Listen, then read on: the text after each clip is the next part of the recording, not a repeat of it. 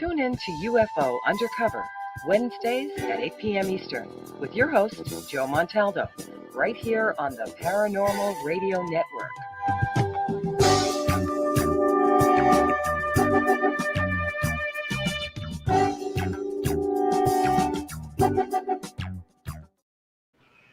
Well, that was fast. All right, everybody, it's time for you to get out and nominate your favorite podcasts. There's a show I want you to consider for the People's Choice Podcast Awards. Writers and Illustrators of the Future podcast, in 3 categories: education, storyteller and drama, and arts.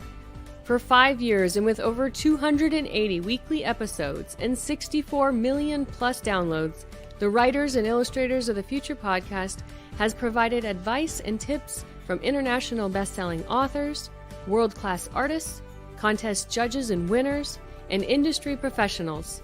It is based on the world-famous Writers of the Future contest created in 1983 by L. Ron Hubbard to help the aspiring writer and artist no matter their age, race, ethnicity, or gender.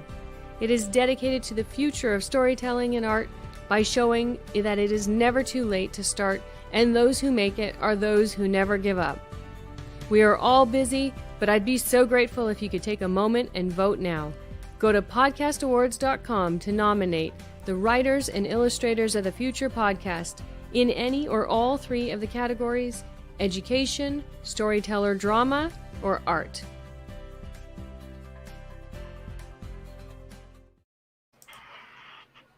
News on the flip side. It's time for you to get out and nominate your favorite podcast. There's an amazing show I want you to consider for the People's Choice Podcast Awards. The News on the Flip Side, in the category of politics and news. News on the Flip Side is a much different news and political program, which is not deemed as opinion news. Listen as anchor host Joe Montaldo brings you just the facts from trusted sources, which will allow you, the people, to make up your own minds on the various stories being reported on. Go to podcastawards.com to nominate the News on the Flip Side in the category of news and politics. That's podcastawards.com. Please take a moment and vote now.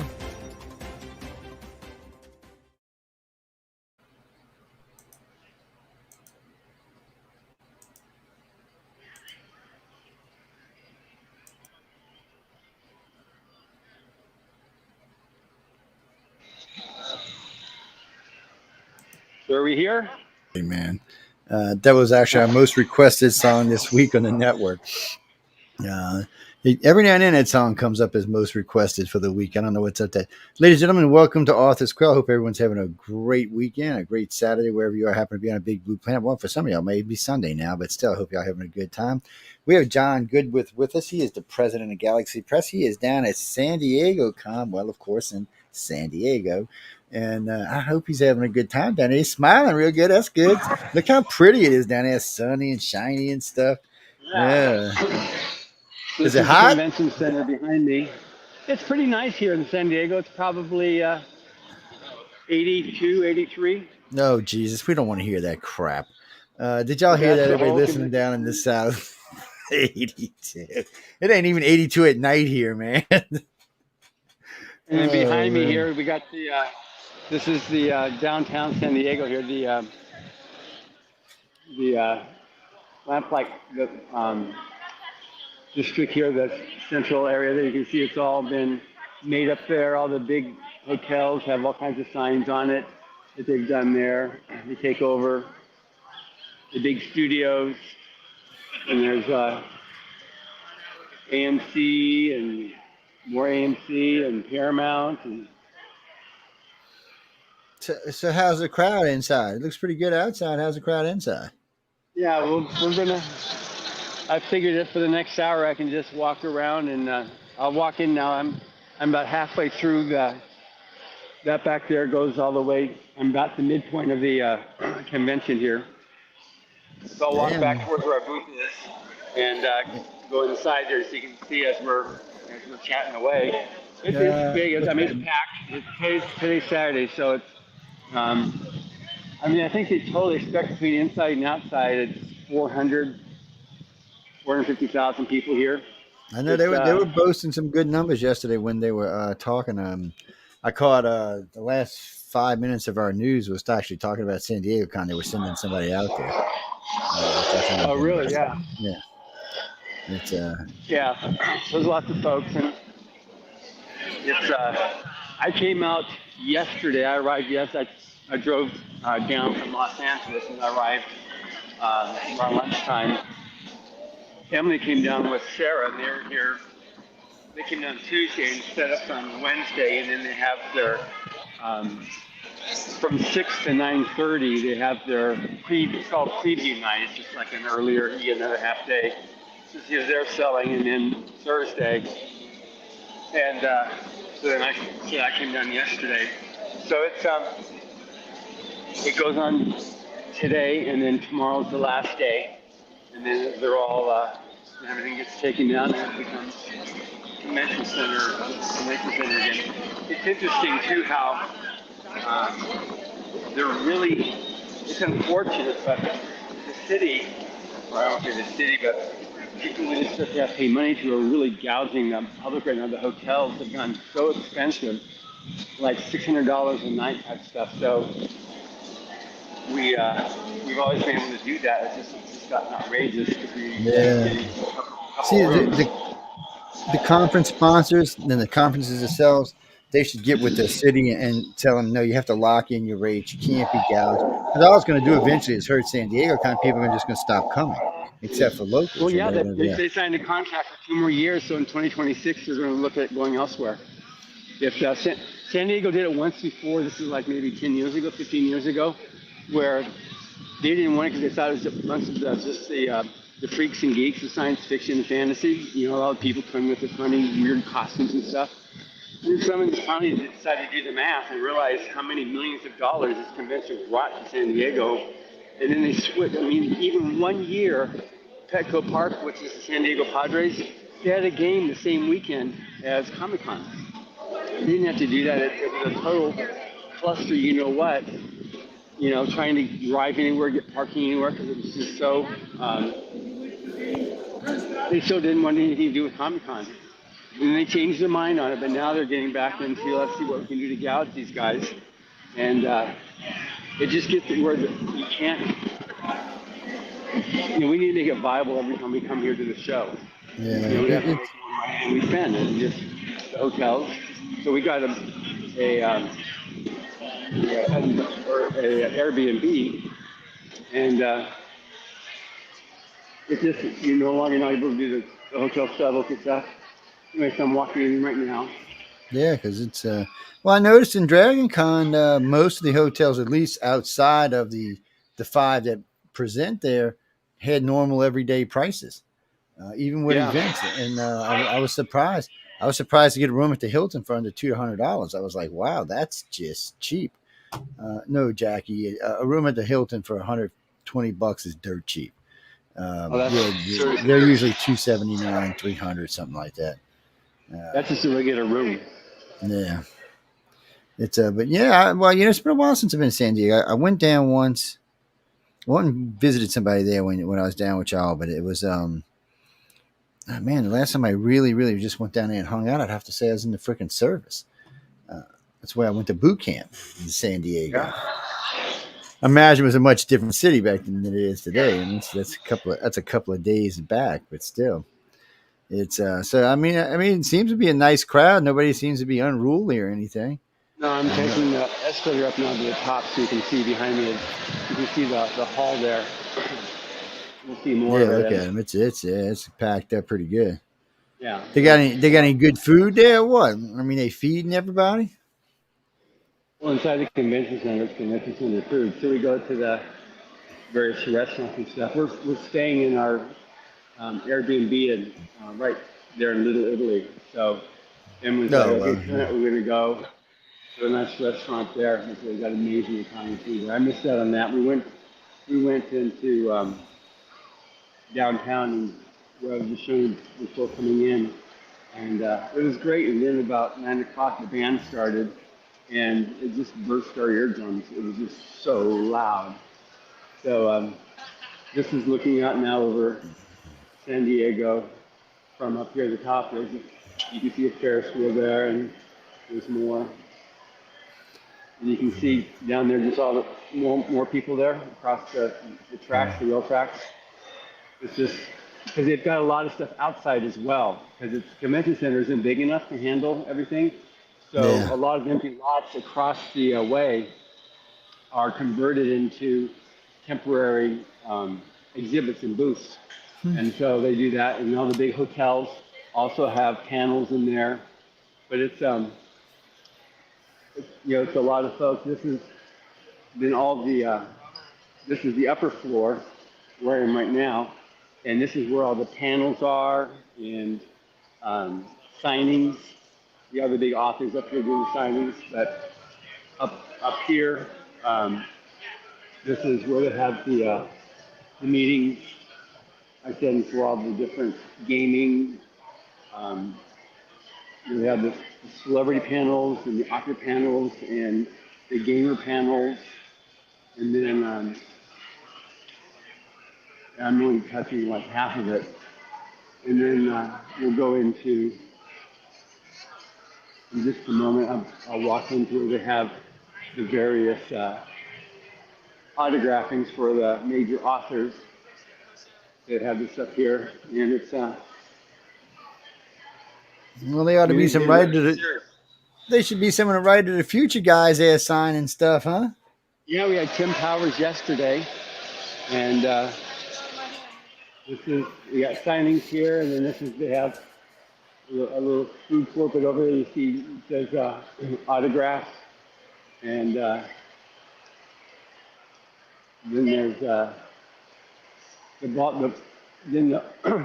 whole other half. They've got rooms there which will hold up to, I think it's 3,500 people.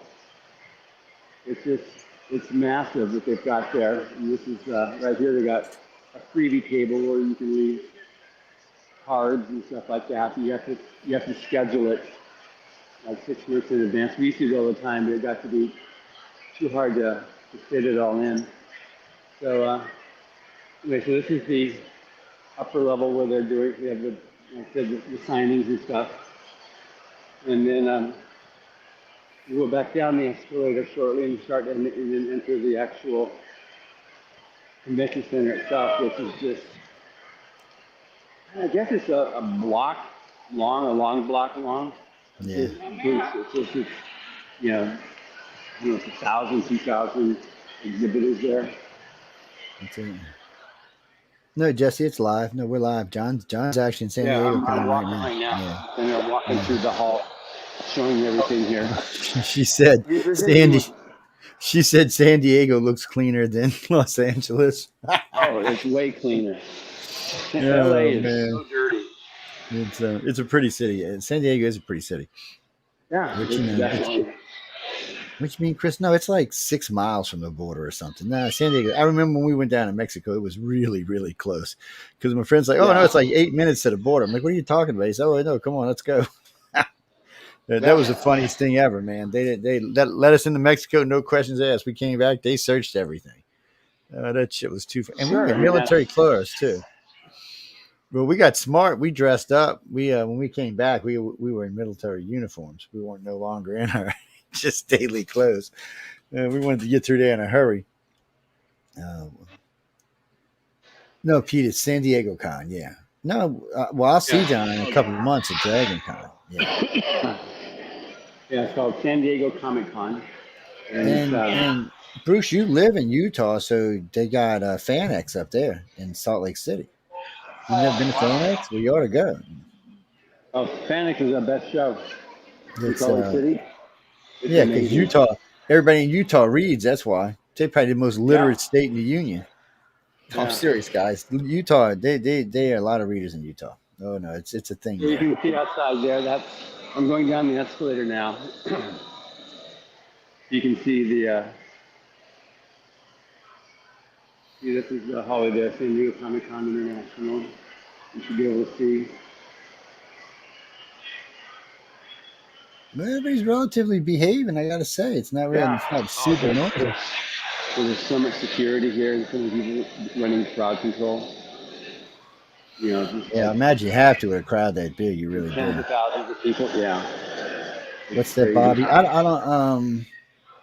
It's hard to say what's going to be bigger this year, San Diego Con or Dragon Con. Dragon Con's been growing pretty quick, so I don't know. Yeah. It's So big. Dragon Con caps itself at about 85,000. And San Diego prides itself on being able to like keep on going. What's that, Jim? Oh, Well, you have to go out and come back in? You have to go out and I'm going to go back in. what the hell is that about? That's security, people. That's what you got to do. That's what you got to do. There you go. I'm out. Now I'm going to go through the other door. And enter. Go back in. Well, at least there don't seem to be no huge lines to get in anywhere there. No, they run it really tight, so it's just like you have to scan out, scan in, and if your card beeps, then you get shuffled off the side. They try to run it because there's a lot of attempts to, sneak people in, or I'll use a card, and then I will. If I come in and then I give the card to somebody else and they try to come in as well, it'll beep because you have to scan out before you can scan back in again. And so if somebody tries to scan in the second time, then it'll alert that this card's been illegally used. So here we are now. I'm walking in now. This is the comic section here. This is the original namesake for Comic Con. The Silver Age of comics. And so here you see all the different comics that they got. So it starts with aisle 100, and it goes on around. We're in aisle 1200, and I'll come over to there momentarily. Just start walking over there. And more comics and just bodies everywhere. People dressed up or not. And there's publishers here now from Hachette. And there's Random Houses here and Blackstone. This is a bookstore that's in Sandigo called Mysterious Galaxy. They have lots of book signings here. And then the power booth that we're coming to, you're going to see some of you are going to recognize now. Here we are. Galaxy Press. There's Emily waving at you. Look at them cuties, man. I'm telling you what, they cutie pies. They're total cutie pies. Yeah, but I'm good. Emily's nodding in agreement. And there's the picture you've got probably behind you right now. Yep, that's it right there. Yeah. I can't reach my camera. I'd show everybody. Because Sarah sold my other one, that witch. She's on my list. She is not on my Christmas list anymore.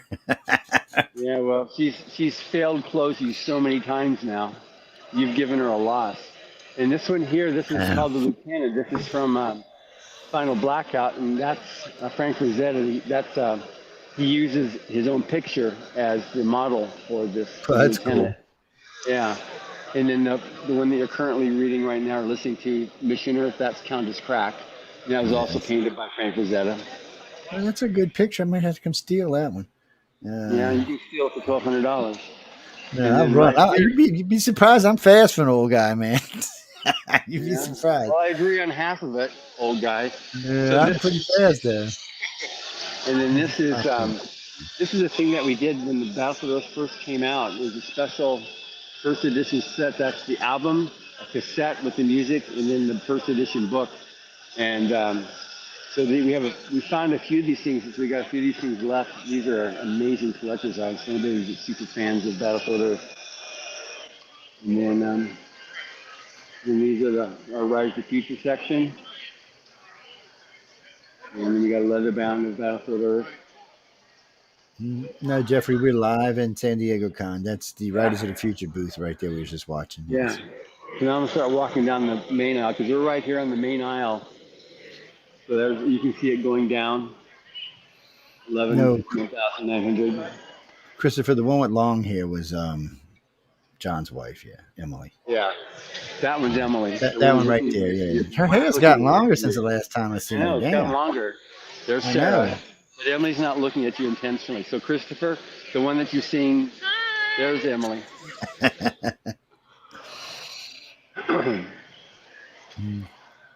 Yeah, and so it was good. We've had a lot of Rise of Future winners here, and it's great, to see that because that's the legacy Ellen Hubbard created originally when he did this.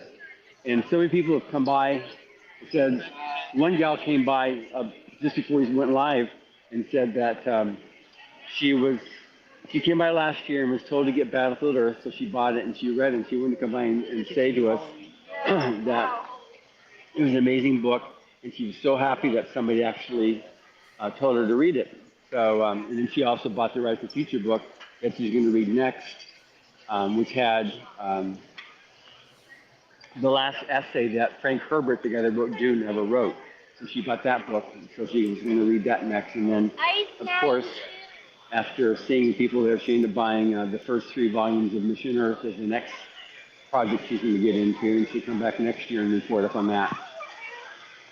But anyway, so no, Jack, all that stuff you see is for sale, man. Yeah, there's just miles and miles and boogers of stuff for sale in there. I mean, there's a lot of stuff for sale in there.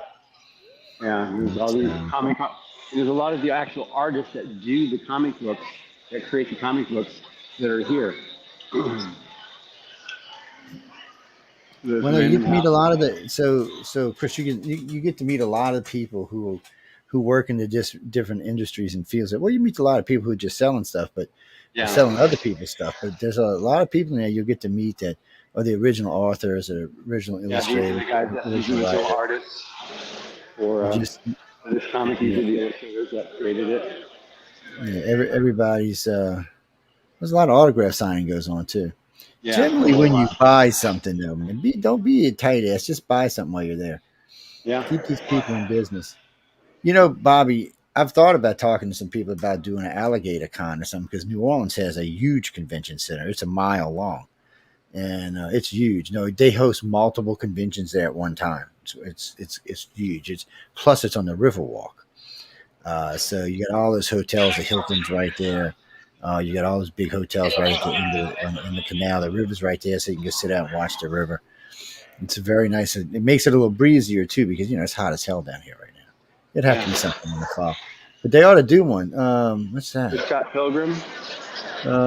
Mike's over here shopping while we're talking. He's sending me things. I want that. I want this. Oh, I seen that. I'm like, what the hell you see this stuff? He's freezing it and blowing it up. I don't care what you do as long as you're watching this. Yeah, it's the feed to y'all to play with. It's a nice crowd. I'm really impressed with the crowd's quiet. Now. Oh, look, it's wait, that's Star Wars. Yeah, Leia's going by. She has come back from the other world to let y'all see her. Exactly. So this is. No, dude, she passed a while back. No, they clipped her into Star Wars. The last Star Wars, she was already passed away when they did it. Yeah. She was a pretty good actress for being dead, though. You got to say it was pretty good.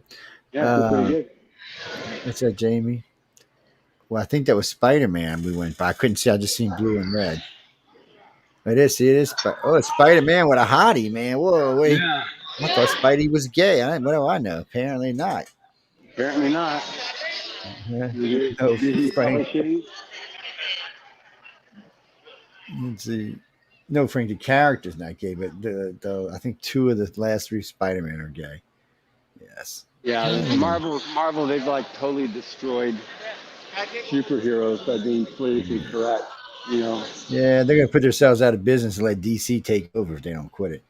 You know what's funny? And this tells you the difference in the real world. DC Comics has several of their TV series incorporate all kind of stuff into them.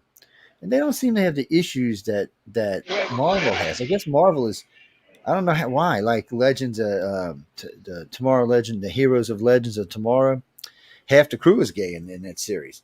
It ran 8 seasons or 7 seasons. It was a good show, as well liked. It did real seasons, not the most short half-ass seasons. And it's still a well-liked series. I don't know, Jimmy. And they did it well. They did it tastefully, tactfully, I guess is the way to say it. Nobody bitches about it. But yet Marvel puts one person in, and hey, everybody in town's bitching. I guess because you're not supposed to change characters. So you No, can if you bring want to in have something else, characters. you create a new character. It's like Yeah, that's right. what It's was what you do. You done. create a new character. What was done with Wakanda was great. That was brilliant. He was an amazing superhero. Yeah, he You know, was. you didn't He's a have to good take actor. somebody else and make him black. You create another person that he owns that character. That is a superhero. You know, and that to me is Yeah. a better way to do it because then you can really own it and not just have to like, okay, Well, I'm Jeffrey, doing. it's a tough thing, man. I mean, um, somebody well, you've never seen DC try to make like Wonder Woman or Superman or Batman gay. It's just not who they are in their character. It's never been in their character. But I have seen them with other people in DC do it. But yet, again, going back to Marvel, they're just retarded. Yeah. Somebody said they were going to next door was going to be a woman, a gay woman at that. I was like, really? I said, well, nobody's going to watch that. No. Well, first off, a woman from them would have been a Valkyrie anyway, doofus. He wouldn't have been Thor. Um, Thor was the son of Odin, and I know y'all saying, "Oh, that he's just passing on the hammer," but I don't know if the hammer would have went to a Valkyrie, so I don't know how that would work. That's going to be a tough one to sell. Well, she was sort of one, yeah. Last time they were sort of one. They did it. I don't know. It was weird. No, the only series right now I take issue with is Doctor Who. Everybody else is staying off my list for the most part. Doctor Who, on the other hand, I don't know if I'm going to watch it anymore. Barbie, there we go, old Barbie movie.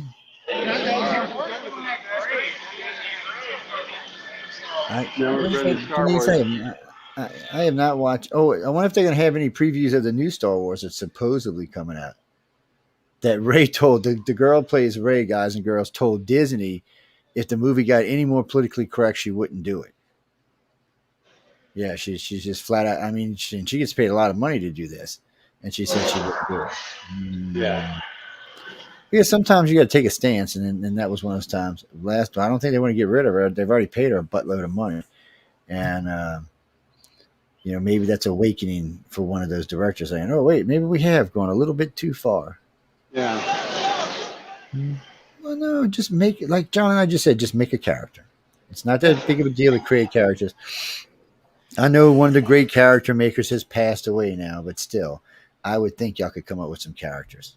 Let's make Barbie a superhero. There we go. Barbie the superhero. Well, that was the biggest grossing movie of 2023. God. America, you have no taste whatsoever, do you? First off, I haven't seen anybody who was overwhelmingly thrilled with the movie, not even the kids, which kind of amazed me. I have not seen it. I am not sitting through a Pink movie. Nope. I'll have to be drunk or stoned or something if I'm going to sit through a whole Pink. So one of my good friends tells, he said, Joe, it's like watching Pink all night.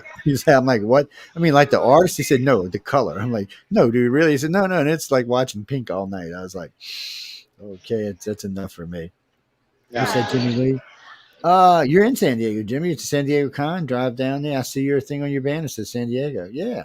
This is live in San Diego right now. That's where John's at, in San Diego. He's live. He's in San Diego Con. Yeah. I have no idea what a ticket costs down there, but you're local, so you don't have to pay for a hotel room or nothing.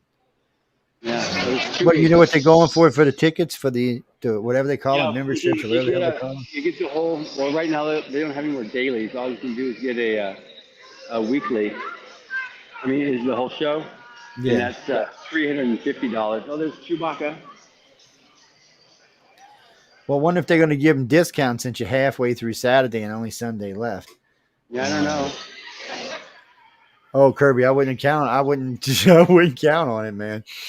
They might, but I don't know. The whole big thing on Magic the Gathering is huge. Booth they've got so that's a massive.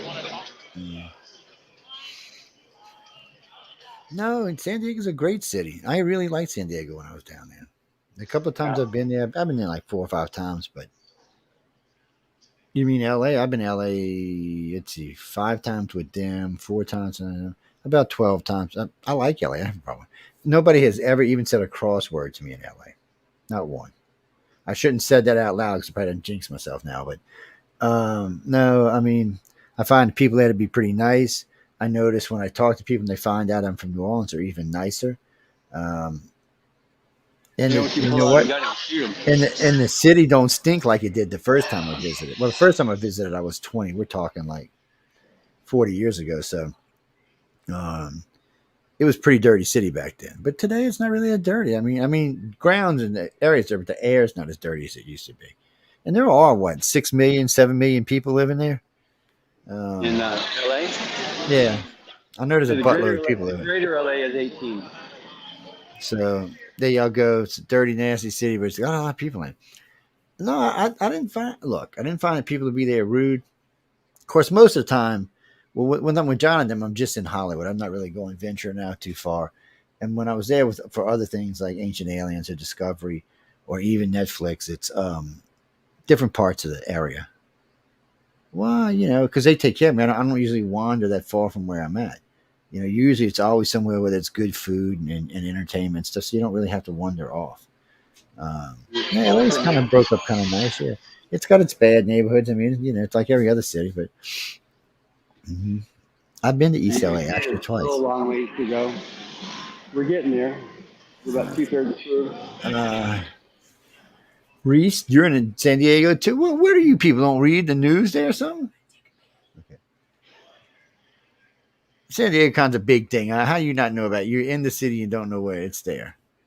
Oh my God! Put the Your whole marijuana downtown down. is shut down. Yes. Put the marijuana down. Turn your television on and watch. No, it's well, especially you, Reese, because I know you're a comic book freak. You should go. You should already been there. Well, you like to trade and buy. This guy Reese, he's got how many is it? 2,500 comic books, Wow. and he's got over 200 first edition comic books. I'm like, he knows the art of selling and trading. I'll tell you that much. I've watched him at Comic Cons before. He's like, I don't know how he does, but he's good. He gets good deals too. You should be there. John said they leave tomorrow. What time they close up tomorrow? It closed, I think, tomorrow finishes at 5. Oh well, you better get over, dude, because Goes from it's 9 o'clock to 5 o'clock. And here's the BBC's Doctor Who, which is we were just talking about. oh my God, I'd have to be going Yeah, boo, boo. exactly. Yep. I would be. I'd be booing too. Boo. Yeah. See, I'd be Yeah. asked to leave. I could already tell Joe, please leave, man. Yeah. No, it's pretty pathetic in the name of What do you, equal opportunity. what do you mean? No, I like the new Doctor just fine. I just don't like whoever's writing the storylines. No, the stories are garbage. Well, no, actually, the new Doctor has not picked out one outfit. Like all the other Doctors always had their one outfit they wore, or maybe have some other outfits every now and then, but still had the one go-to outfit. He doesn't have one yet. But he's only done what eight or nine Doctor Who's. He's a good actor. I've watched him in a couple of little other things he was in. Well, he's in Barbie too. Right. Yeah, he was in Barbie. But I gotta say though, for a Doctor Who actor, he's relatively way unknown. Most of the other Doctors have had some credits to their background, especially the earlier Doctors. But well, the Doctor who brought it back was a serious actor in England. That's why he only did a season. Yeah, he was there just to help bring it back. He was a serious actor. And then the other two following were pretty good actors, and then they did pretty good careers afterwards. Jodie Whittaker was fun. It had more to do with the story writer. This is Artist Alley now. This is where all the individual artists had their tables or the booths up. And Oh, why didn't I wonder why Echo didn't come? she's had a deadline. We're going to swing by in a couple of minutes. I'm going to go to the end and turn around. And we'll swing by and say hello to Laz. No, Laz is in. Okay, because I know Echo was Yeah. on air tonight. I talked to her earlier. John, we're talking Yeah. about Echotronic. She hosted a show before this one called The Professional. Yeah, she was on. Yeah, she was asking how to. Yeah, no, she was on earlier. She did right around 500,000 listeners today. Yeah. Really? Wow, she's really growing it. That's good. What's that, Pete? Well, she's lucky. She's in between John and I, so which we're going to probably flip flop that in the near future. But This is the power of t-shirts. They do a lot of t-shirts here at the show. Well, I bet.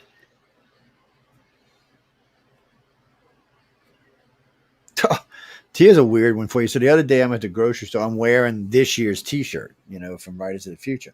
Yeah. And this little guy's up in there. And he's like, man, that is really good. I really like that. And I was telling him about it. And Writers of the Future, he said, wait, anybody? He said, I can submit. He said, man, I'm a pretty good artist. He starts going through his phone. And he showing me what he's done. He's a pretty good artist. I said, well, dude, you need to submit.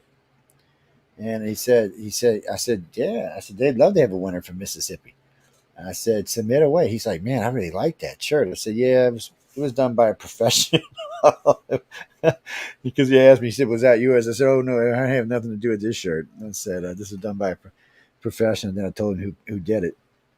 And he knew who he was right off the bat. Oh, really? Oh, that's good. No, Chris, Tom did last year. Santos did. Don did this year's. Yeah.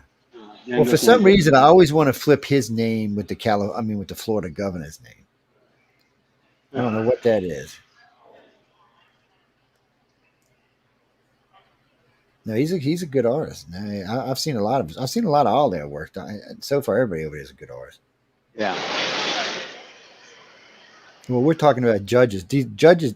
It was a judge that did the T-shirt we're talking about. It's somewhere. Well, if you got the book from us, the 40th anniversary book, it's the same on the cover. It's the. We got to put Martha out of the way for a minute. It's this right here. This is what's on a T-shirt. Oh, upstairs. See, that's this year's book. This is the 40th anniversary of Writers of the Future. As you can see, this is this year's winners. It's a little dark in here for some reason. It shouldn't be. This is what they're selling at this conference. If you want it, you can go get it. I mean, I don't know how many they brought with them or how many they plan on selling, but I'm sure they've got a few with them. I can't see Sarah and Emily leaving without a few of these books. No, it's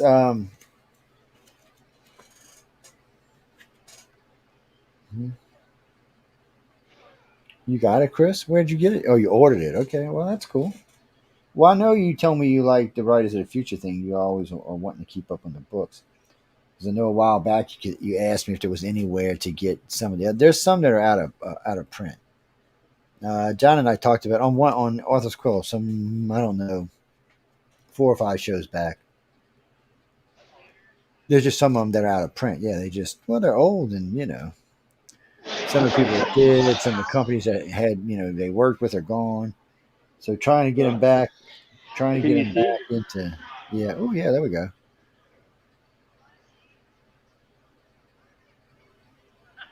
There's some good artwork up in Yeah. So we'll see at what point when he's done, because he's got a lot of people here.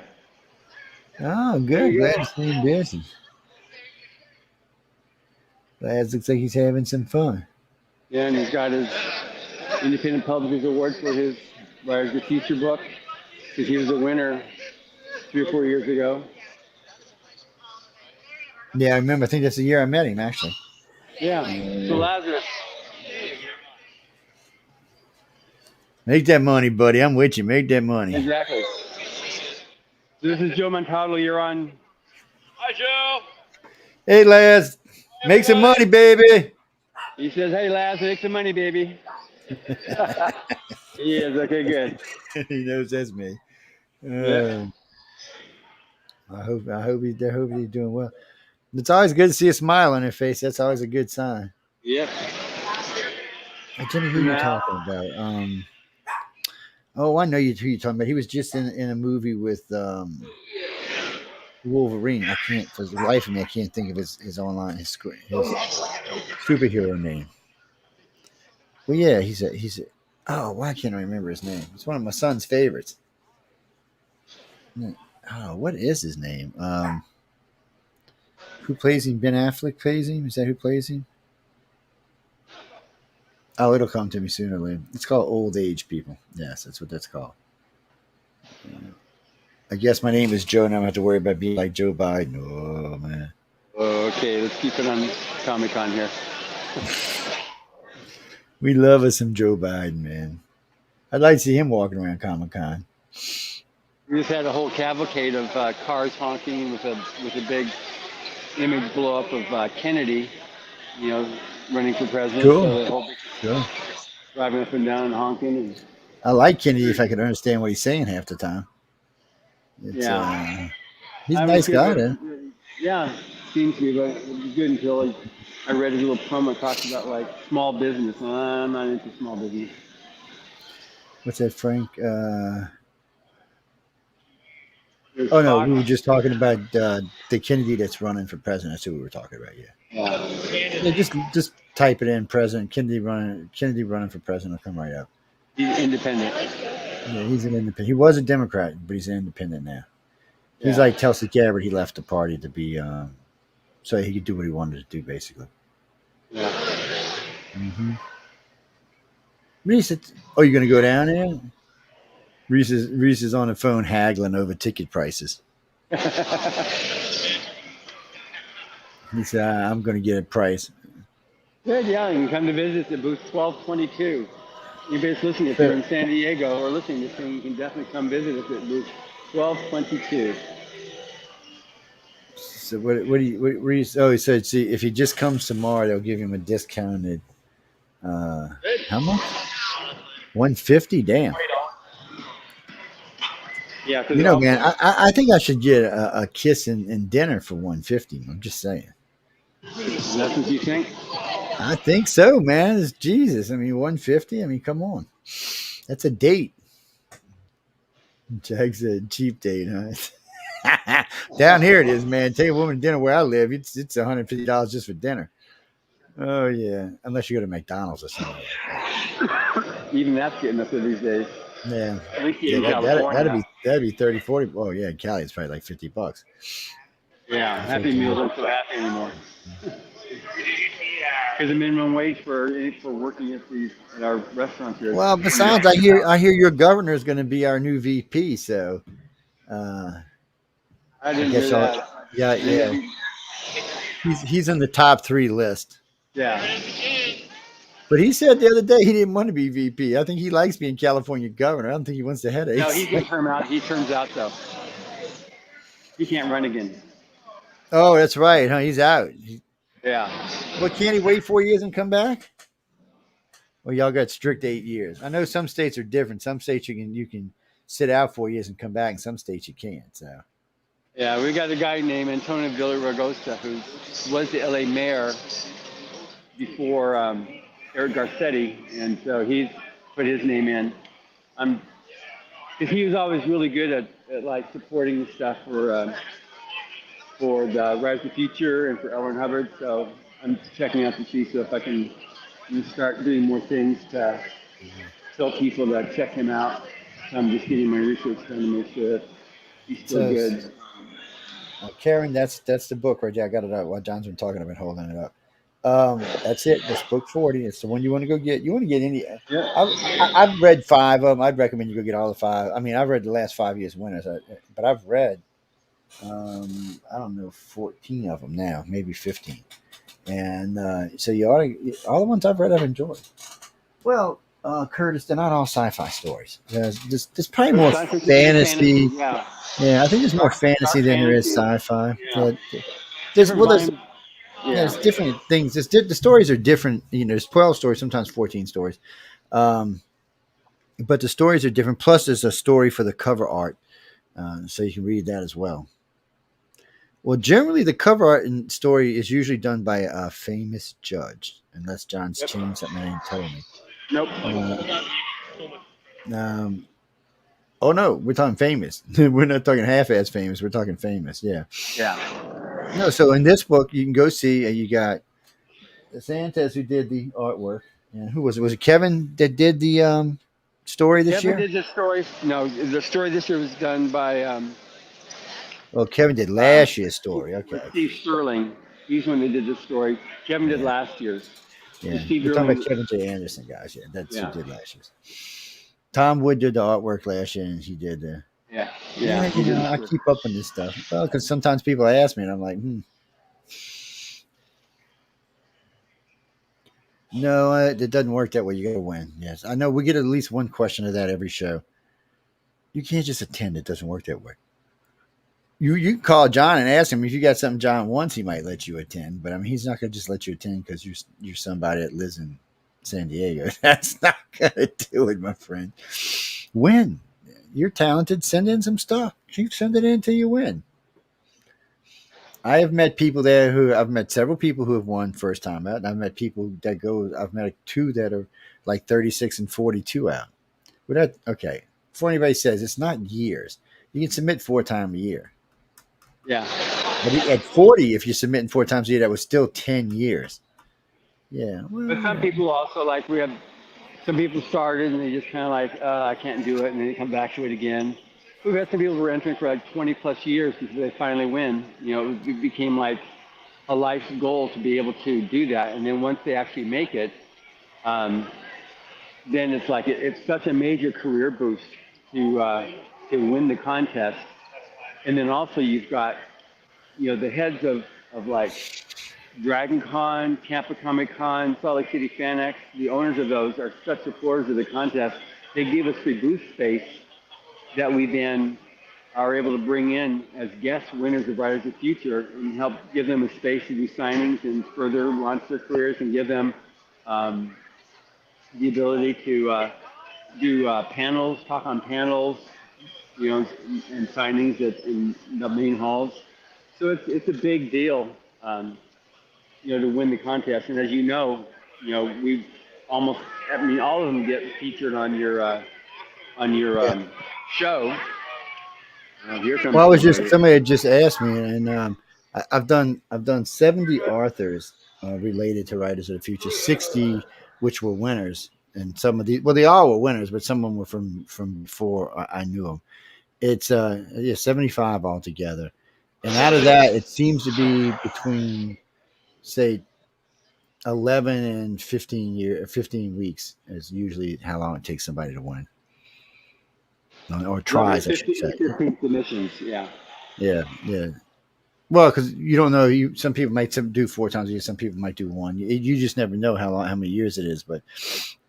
And I also found that the age range seems to be 35 to 45 with the majority of them. Even though they got way older and way younger, that just seems for authors, it's a whole different thing for illustrators. Oh no, illustrators tend to be much younger.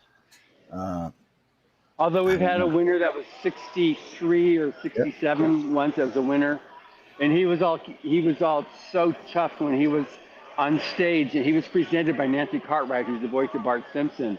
He said, "My granddaughter's going to love me. She's going to really think I'm special now that I'm being presented by Bart Simpson." And then we've had people as young as 16. Yeah, it's an interesting group, and they from all over the world.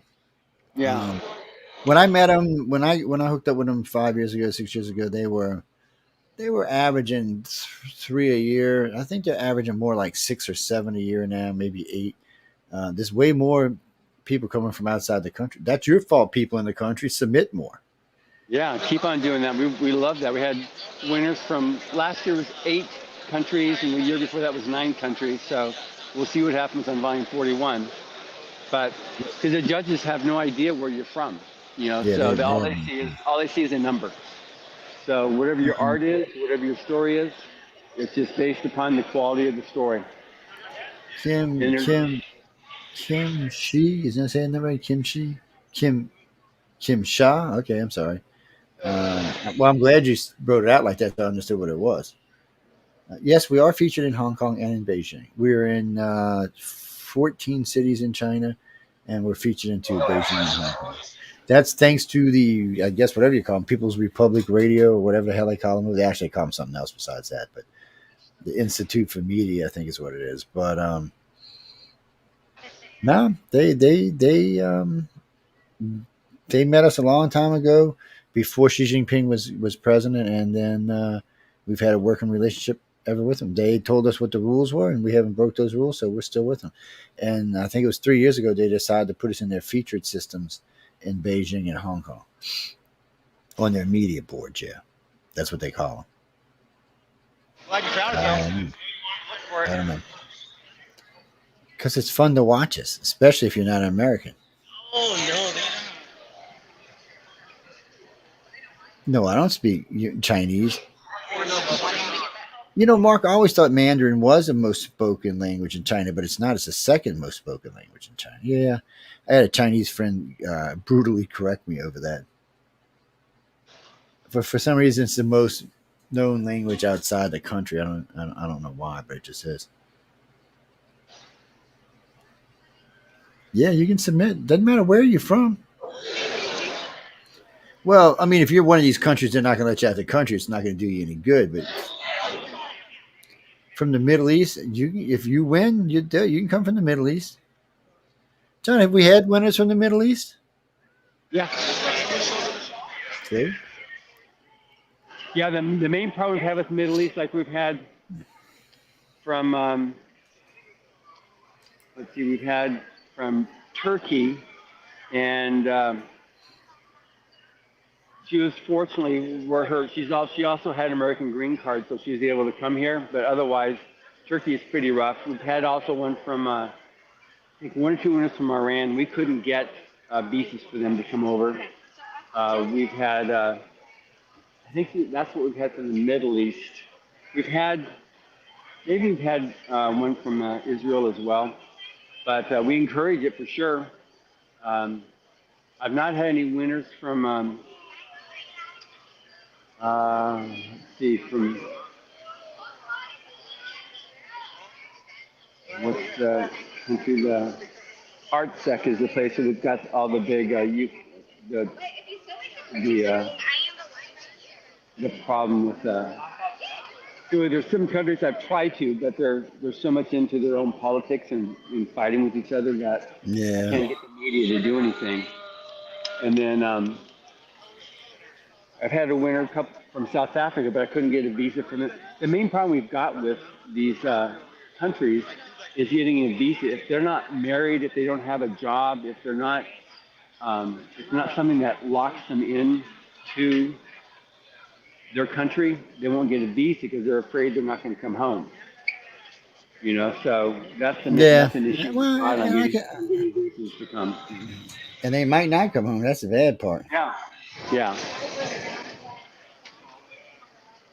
It's and you just never know when you come from one of them countries that are oppressive. I said oppressive. I was going to say depressive, but oppressive. You might not know.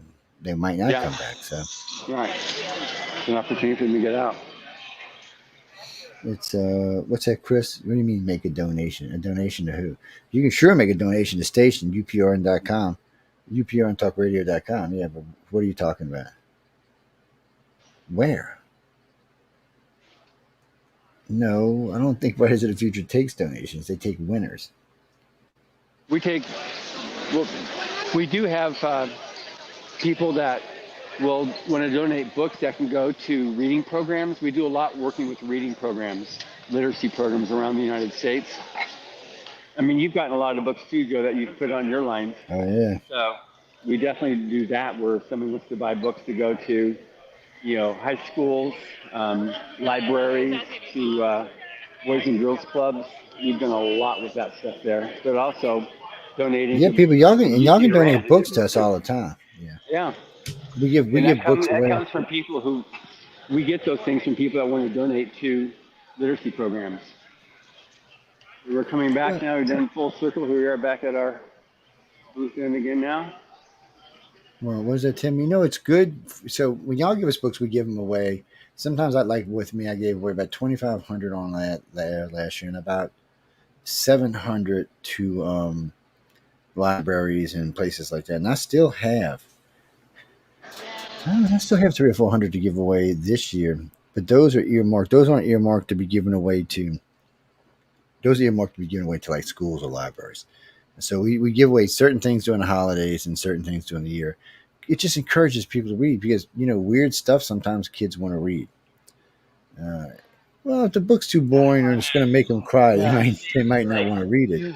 Then we get there's a mom getting books for her daughter. We get that a lot too. It's, what's that, Raymond? No, he's in Sandigo Con. You can drop by and... Yeah. Well, I don't know. Reese was over there haggling with ticket prices a little while ago, so you'd have to call and you see him. He's in the room still. I seen him a few minutes ago. Back chat. Do a back chat. Christopher, I do not know if they got a chat group on Rumble. I've never looked. And if they do, it probably goes straight to the chat on Rumble. Well, we can't see Rumble. All I can tell you is it's on and running. I can't actually see it unless I go to their page. It's a different kind of system. I believe it is a conservative social media. I don't want to say 100% sure because I'm not 100% sure. True Social, we're not on True Social. No, we're not. Not for any particular reasons. I think they have funny rules about what they let them go on and not go on over there. Well, not all of my hosts are Trump supporters either. I have 40 hosts. They don't all support Trump. No. It's about 50-50 on the network. Man, maybe 55-45, but it's I don't tell them who they have to vote for. That's not my job. It's a free country. And I don't want carbon copies of me on the network. That's a waste of time. No. We need free thinkers. People who want to, make their own decisions. Like go out and buy a damn book. Well, what is it? I think it's $20 for the book, or 25 or something like that. Wait, I mean for Write the Future? Yeah. Yeah, it's $20. Yeah, you should get $20, and then you should listen. This is what y'all need to do. You need to go to the table if you're in San Diego. If you listen to us right now, you need to go buy the book, and then you need to tip Sarah $5. Tell her Joe said tip her $5. Yeah, that's right. Tell her Joe said to tip her $5. No, I mean if y'all get like a cool as well as we got these flip cases here. It has volume 31 to 40 in it. So I thought I had given them all away. I found one of them the other day in a box. I don't even know how it got in the box. It was out of its original shipment box, but it was in I must have put it away to keep it safe and just forgot about it. Yeah, see, they just pop one of these boxes right there. Yeah. I love you long time. I mean, a lot of people wearing. No, not that many. I've only seen a couple wear masks actually. Some, not that many. Yeah. I mean, I don't blame them, but. But this is a good thing. I think it's like $35 something like this for this box. 6 books there, and then that one there has That's got 10 right? Yeah, 10 books in it, and it's 50% off on that, which is a convention special we do. And then these are all our stacks of these things. We sold a lot, but we have a lot more to sell. So if anybody's here in San Diego at the convention, definitely come by and see us. And then we also have these cool special one-off books too. And here's somebody else that's coming in that's interested. You look like he's going to buy your print there, Joe. Get your fingers off my poster, man. God damn people. I'm gonna have to bring my hypnosis kit with me. I think they sold 4 so far at the show. I'm gonna hypnotize Sarah next time I see her. That's it. It's over with. Next time you see her, you can she'll be going, yes, Master Joe. Yes, Master Joe. Yeah. Look, I see her shaking her head. Look at her. She's evil, man. She is just evil. What you talking about, guys? No, that's Sarah. She's an excellent salesperson. Mm-hmm. Oh, no, don't tip Emily. She'll smack your ass. What is wrong with you, Chris? No, indeed not. And don't mention my name at all. Don't get me involved in that. You can tip and harass Sarah because she won't smack you. And Emily might smack y'all people. You gotta watch it. Yeah. No, I'm teasing Mike. She's a sweetheart. No, she really is. And these are those books. You're listening to the audiobook of these things, The Mission Earth. This is what you're in the middle of. Yeah, I think I just got into book 8, if I remember right. It was, I think it's book 8. It's only been it's been like a year and a half, man. Oh no, John turned me on to this Mission Earth like a year and a half ago, and I made it through the first 4, like boom, boom, boom, boom, and then life got a little weird. So now it's when I get a chance. Well, usually I listen on the way into work or way back, but I've been a lot of business calls and other calls on going and coming, so I ain't been able to listen. And if you're here, this is where you find us. This is the 1200 sign. We're right under it, and this is the power aisle that we're in. Yeah, get out there. Go by and visit. Say hi. Buy a book. Say hi. Exactly. Yes, you can buy if you can afford the poster, feel free to go over there and buy the damn poster. No, Reese, they'll be there tomorrow. They'll be there till close. Yeah. Stop by and say hi. Exactly. If you buy the poster, you better take a picture of it and send it to me, B, because I ain't gonna believe you until I see it. I'm just being honest with you. Seeing is believing. That's what the old saying is. Oh, we got a guest going to be joining John and I in a few minutes. James Davis, or James Davies, actually, I think it's how you say his name. He's coming on next. He's going to be on with us in a little while. I'm going to drag him on a few minutes, but let him hang out with us. Michael, where are you at, Michael? Where? Eureka, California. You way the hell up at the top of the state, man. You like probably a day's drive from them. Cali's a long state, people. It's like driving across Texas. Are you doing okay there? Because the fire's not that far from you, I think, right? He said he was wanting to come down and hang out because there was a lot of activity going on, a lot of noises, activity where he's at. So it's usually a really quiet town. Fire up there. Yeah. As long as you're insured, yeah. He said he'd go take his pets and head down. I hear like he's gonna buy you out, Joe. Look at this. He's gonna buy him up. He said, "Yeah, let me get these. Wait, because they're good collector's items for the future. That's for sure. Since Frank did them." Yeah. We're talking about Frank Facetta and Michael. I call him the Dean Martin of art. Yeah, John Christ. She's gonna turn behind and show that they've all got letters about authenticity. Yeah. All the different prints. Mm-hmm. What do you have to? Oh, this is what he's talking about. Hold on, guys. Let me show y'all. Since y'all gonna whine, let me show y'all. Can you see it back there? Yeah, there it is. See it right there. Let me move this out the way. There it is, right there. See, that's where it hangs in between two other famous photos. By the way, Streetcar Named Desire, right there. Yes, and that's I forgot who did this one over here. It's a sunken paddle wheel. That's a very famous picture from New Orleans as well. So there's 3 famous pictures there, and it's nice art.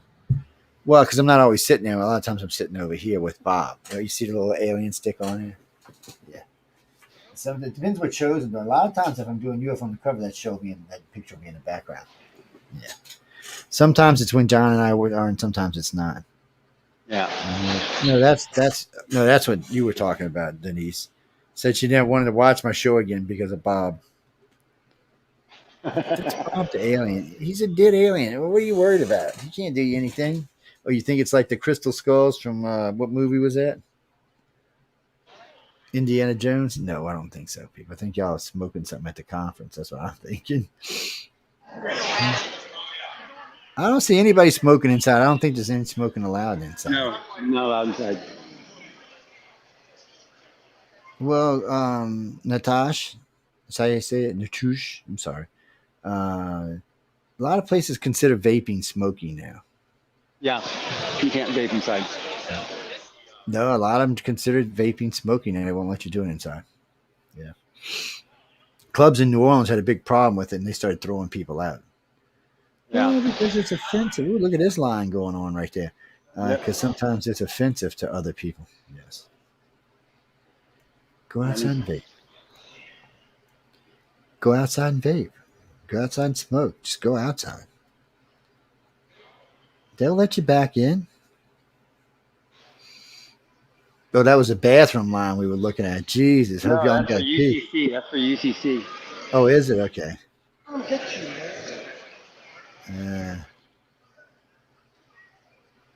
It's all kind of good stuff there, guys. Yeah. They raise a little part up, and if somebody can come in, the next customer, they get. I haven't seen no Lego stuff, my friend. I'm sure it's probably there somewhere, though, to be honest with you. Oh, yeah, I remember walking by Legos. I know the last couple I went to, I've seen Lego stuff there, but I don't, you never know. Yeah. It's not like it's free to attend. Okay, well, sometimes they'll ask people to come, but most of the time you got to pay to be there. Yeah, the guests will pay for it to come. Like Tim Powers was paid to come. He was given a hotel room and whatever they give for their per diems. But otherwise, they've got. I think they cap out at 150,000 in here, so that's 150,000 times 5 days. It's a lot of money. But then I think just to turn the AC on in this place is like, I don't know, $50,000. just to cool it down, just automatically turn it on as a $50,000 bill. Yeah. Well, I can see that. I mean, look at the people in there. It's in the space. And they have to keep it cold because of, just the thickness and stuff. So if it's cool, then you're not going to have all the thickness, and it makes it easier so that you can have this many people in a space at a time. The reason, what John's saying, the reason that works is because cold air sinks, and anything it captures, it pulls down to the floor with it. Whereas heat rises, so if it's warm and heat, it's going to stay around your face and your head. You want me to get something for you here, Joe? You want me to get you one of these pairs? I know. Well, let me. I'll buy that for somebody that gets smacked for sure. But what's that? No, for you to wear. No, I don't need nothing like that. Thank you very much. Okay. We don't want it. We don't want to be scaring the children. Yeah, we don't want to be scaring the children anywhere. What? No, there's all kind of stuff in here. When you're walking through here, there is you name it, you're going to see it in there. I don't know. The Rocky Horror Picture Show. No, man, I ain't seen Rocky Horror in a while. We used to go to the midnight showing of Rocky Horror where they threw all the rice and they had the Rocky Horror actors there and stuff. Did you do that? No, yeah, well, it was a thing when I was growing up, when I was in my 20s. It still is, but yeah. And they actually, one of the theaters would let them come in at midnight and they would put it on, and the Rocky Horror Picture people would come in, and then all of a sudden everybody's throwing rice all over each other. It was insane. It was a lot of fun now. Yeah, it was different, that's for sure. I went a few times. Hello, scary people. Hello. You're just being seen by about 1.8 million people right now in 120 countries. Yeah. Yes, he's like, I'm coming for these people too. Exactly. I know every time I've been to any of these, pretty much everything you can think of is there. Yeah. Well, no, it started out as just comic. Comic artist. Yeah, way back in the day, it was just comic books, but since then, it's grown exponentially across everything. Because the more stuff you put there, the more people are going to come. Yeah. Well, because one, there's just a lot to look at. It's the ticket price is worth just what you're going to get to see. And remember, when you're there, it's not just what we're looking at right now. There's all kind of other stuff going on there too. I didn't even take you. I mean, we walked upstairs, but I didn't. There's probably 500 panels. Yeah, that's what I'm saying. There's all kind of stuff going on here. They had the movie premiere of the what was the one with Wolverine and what is his name? I've been trying to think of his name for an hour. Deadpool. That's his damn name. Deadpool. It's driving me crazy. Ryan Reynolds is Deadpool. Yeah. So he was on stage with I don't know if Jack was there or not with Wolverine, but they're on stage with all the actors, and they did the premiere of it, and it was crazy. It totally packed out there to turn people away. 3,500 people. It's just some people will camp out all night long to be able to get in some of these premieres, because this is the first showing of some of these movies where they know that this is live from San Diego. That's where we are right now. We're live from San Diego. Yeah. Hey, hello there, Joel. What's up? It's welcome to the you're in the green room right now. It's yeah, we couldn't hear you talk, but you can hear us. It's what if you No, San Diego's a great city. It's a clean, nice city. People are friendly. Got decent food down there. And again, look, I'm from New Orleans. Nowhere's got great food but New Orleans, but still. You know what's funny? So a good friend of mine from France comes to New Orleans. Says, man, nobody's got as good as food as Paris. I said, okay. So he's in New Orleans for 3 days. He said, I am freaking never leaving. Y'all food is way better than ours. It's like, I am never leaving. He said, there's stuff here to eat that I've never even thought of eating. I remember it was funny. He went and got a muffalata from Central Grocery, and he was trying to figure out how he could bring him back on a plane when he back to Paris. It's like, I'll make $1 million off these things. No, pizza is Italian. Muffalatas was actually is made by an Italian family in the United States. It's a little bit different. Mm-hmm. No, go. I mean, San Diego, it's easy. If you're LA is what are you like? About 2.5 hours, 3 hours from LA. So hop in your car. Yeah. You don't have to worry about the traffic because it's all down there anyway. So That's right. in your car and zip down. No, I don't know. San Francisco, I think, is like 9 hours or something. 7 hours, 9 hours. I know it's up the road. Is all well, not 9 from. hours from San Diego. 9 hours, yeah. Yeah. So I'm going to take a little break. I need to get a quick bite because I was just walking around for the last hour and 15 minutes doing this. So I'm like, Yeah, take a seat, rest. Go ahead. I'm gonna bring James in with us in and a I'll be minute. back in just a couple minutes. Yeah, go ahead. Go ahead. No, ladies and gentlemen, that's John Yep. Goodwin. He's gonna go get a snack. Yes, It's been very nice. Yes. that's the Can guy I just click the who. link again to get back in? Yeah, you should be. Okay, great. Okay, thanks. He is the president of Galaxy Press and the guy who puts Writers of the Future together. Yeah, he's the big boss. Emily does all the work though, really, but still, he's the big boss. He's the big boss. And with We that, just I'll be back in a few minutes. all right. We'll see you in a little bit. Thanks. Oh, guys and girls, we're going to bring on James Davies in with us in a minute, and he'll be hanging out with us, talking about his latest book and things along those lines. What's that, Christopher? No, he's a cool guy. I've talked to him before. I don't. If you're in San Diego, just go. It's the only thing they got left is weekend tickets, but there's only a day and a half left in the weekend, so they'll probably give you a break. Well, just call and ask them. Don't go spend $350 for a 5-day pass when you might not need to. Yeah. Well, no, that's just how you do that. Mm-hmm. Well, no, I'm sending James invite right now. So hello down there, Jules. How are you doing, baby? Huh? I know I'm not wearing a tie. Stop, okay? Because I'm going out after the show. So, y'all gonna give me shit about this beard, aren't y'all? Behave. I like it this color personally, but I know. A bunch of people we do business with were giving me shit about it. They were well, the reason most of the time you see it, it's when it's that really pretty brown, which is its real color. It's because we're doing TV shows. Like anytime I do something for any of them, Discovery, Netflix, Ancient, it doesn't matter who it is, Ancient Aliens, they don't like it this color when I'm on TV. They don't like the way it looks.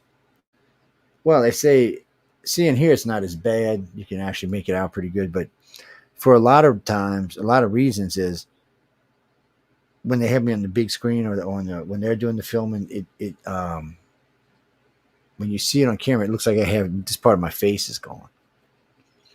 For some reason, whatever type of cameras they're using, it bleaches out my face with the beard, where the beard is. So that's why it's brown when you see me on TV, because it has to be. Mm-hmm. I earned this color, people. Jesus, don't give me shit. Who? Y'all are nuts. Well, you should join us in a little while. Where are you going? Okay, so if you're in LA, like I said, it's a 2.5 hour drive down to San Diego. Boom, boom, boom. You can get down there. It's 3:30 in the afternoon down in LA. So hop in your car. You'll be down there for 6 o'clock. Perfect timing. It'll be cool outside. The sun will start coming down a little bit. There won't be hardly any traffic.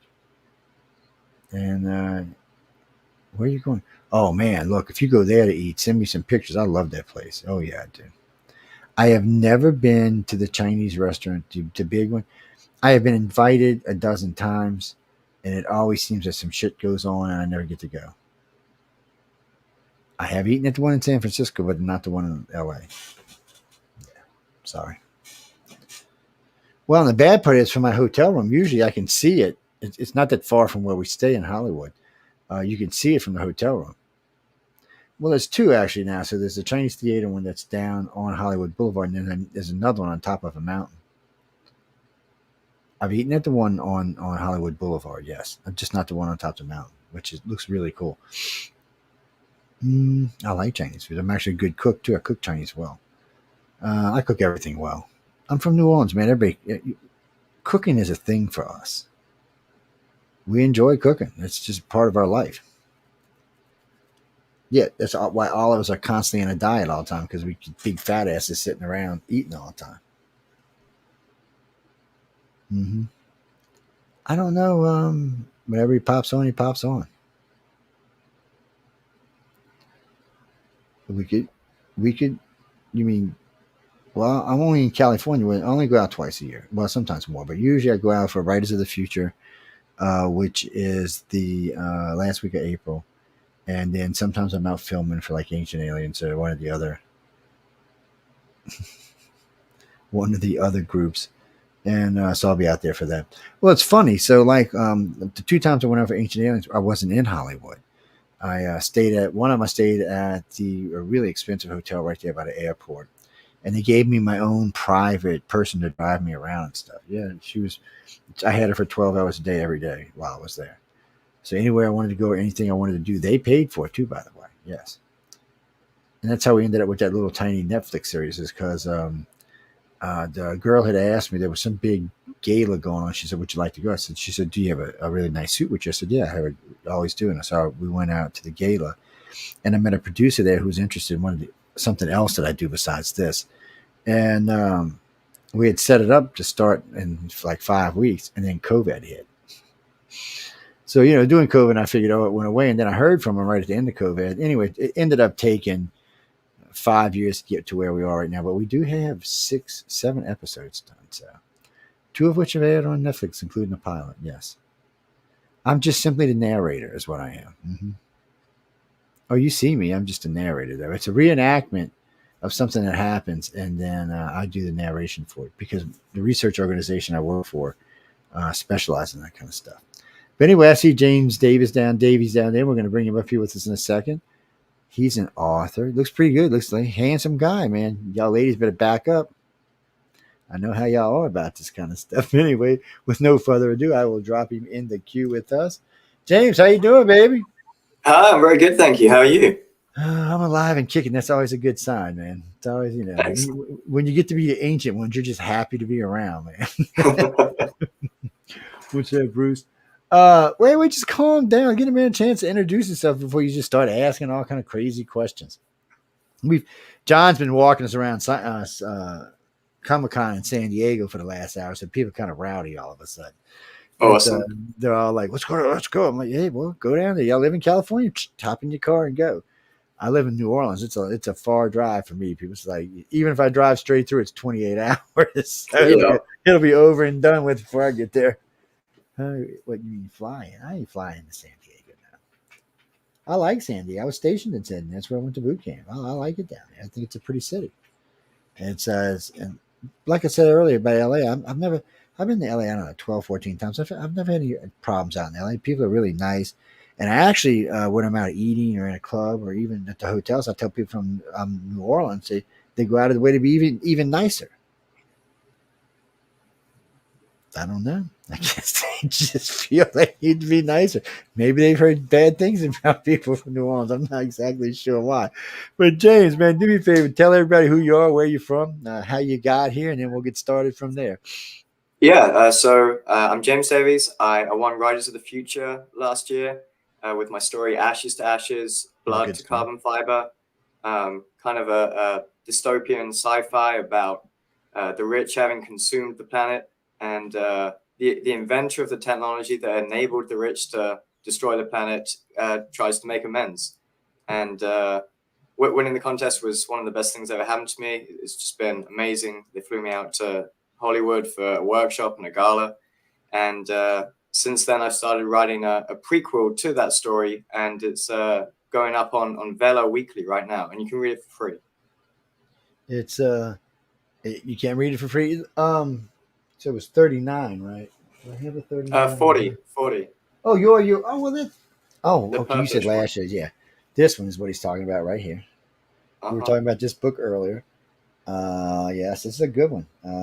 Well, I get to cheat. They send me what they call a copy. I think it's copy before it's released, so I can read it. But see, this is also an audiobook. So if you want to listen, you can listen now. Jim Escalin does the vocals for it. He's hilarious. He's been on one of my shows. He's hilariously freaking funny. He does Picard so well. I thought Picard was in the freaking studio with us. Yeah. He does. Yeah, he does. No, he does a lot. He's one of the ones that did all the stuff with Battlefield Earth. So you can get Battlefield Earth, but it's 40 hours, people, and it's filled with all kind of stuff. Right now, I'm currently doing Mission Earth, which you can't get the audio of. I'm just friends with the people at Galaxy Press, so they sent it to me. I've been listening to it for like a year and a half. It's 10 books. It's a bunch of hours. It'll get introduced. Eventually, we'll put it on air. So, from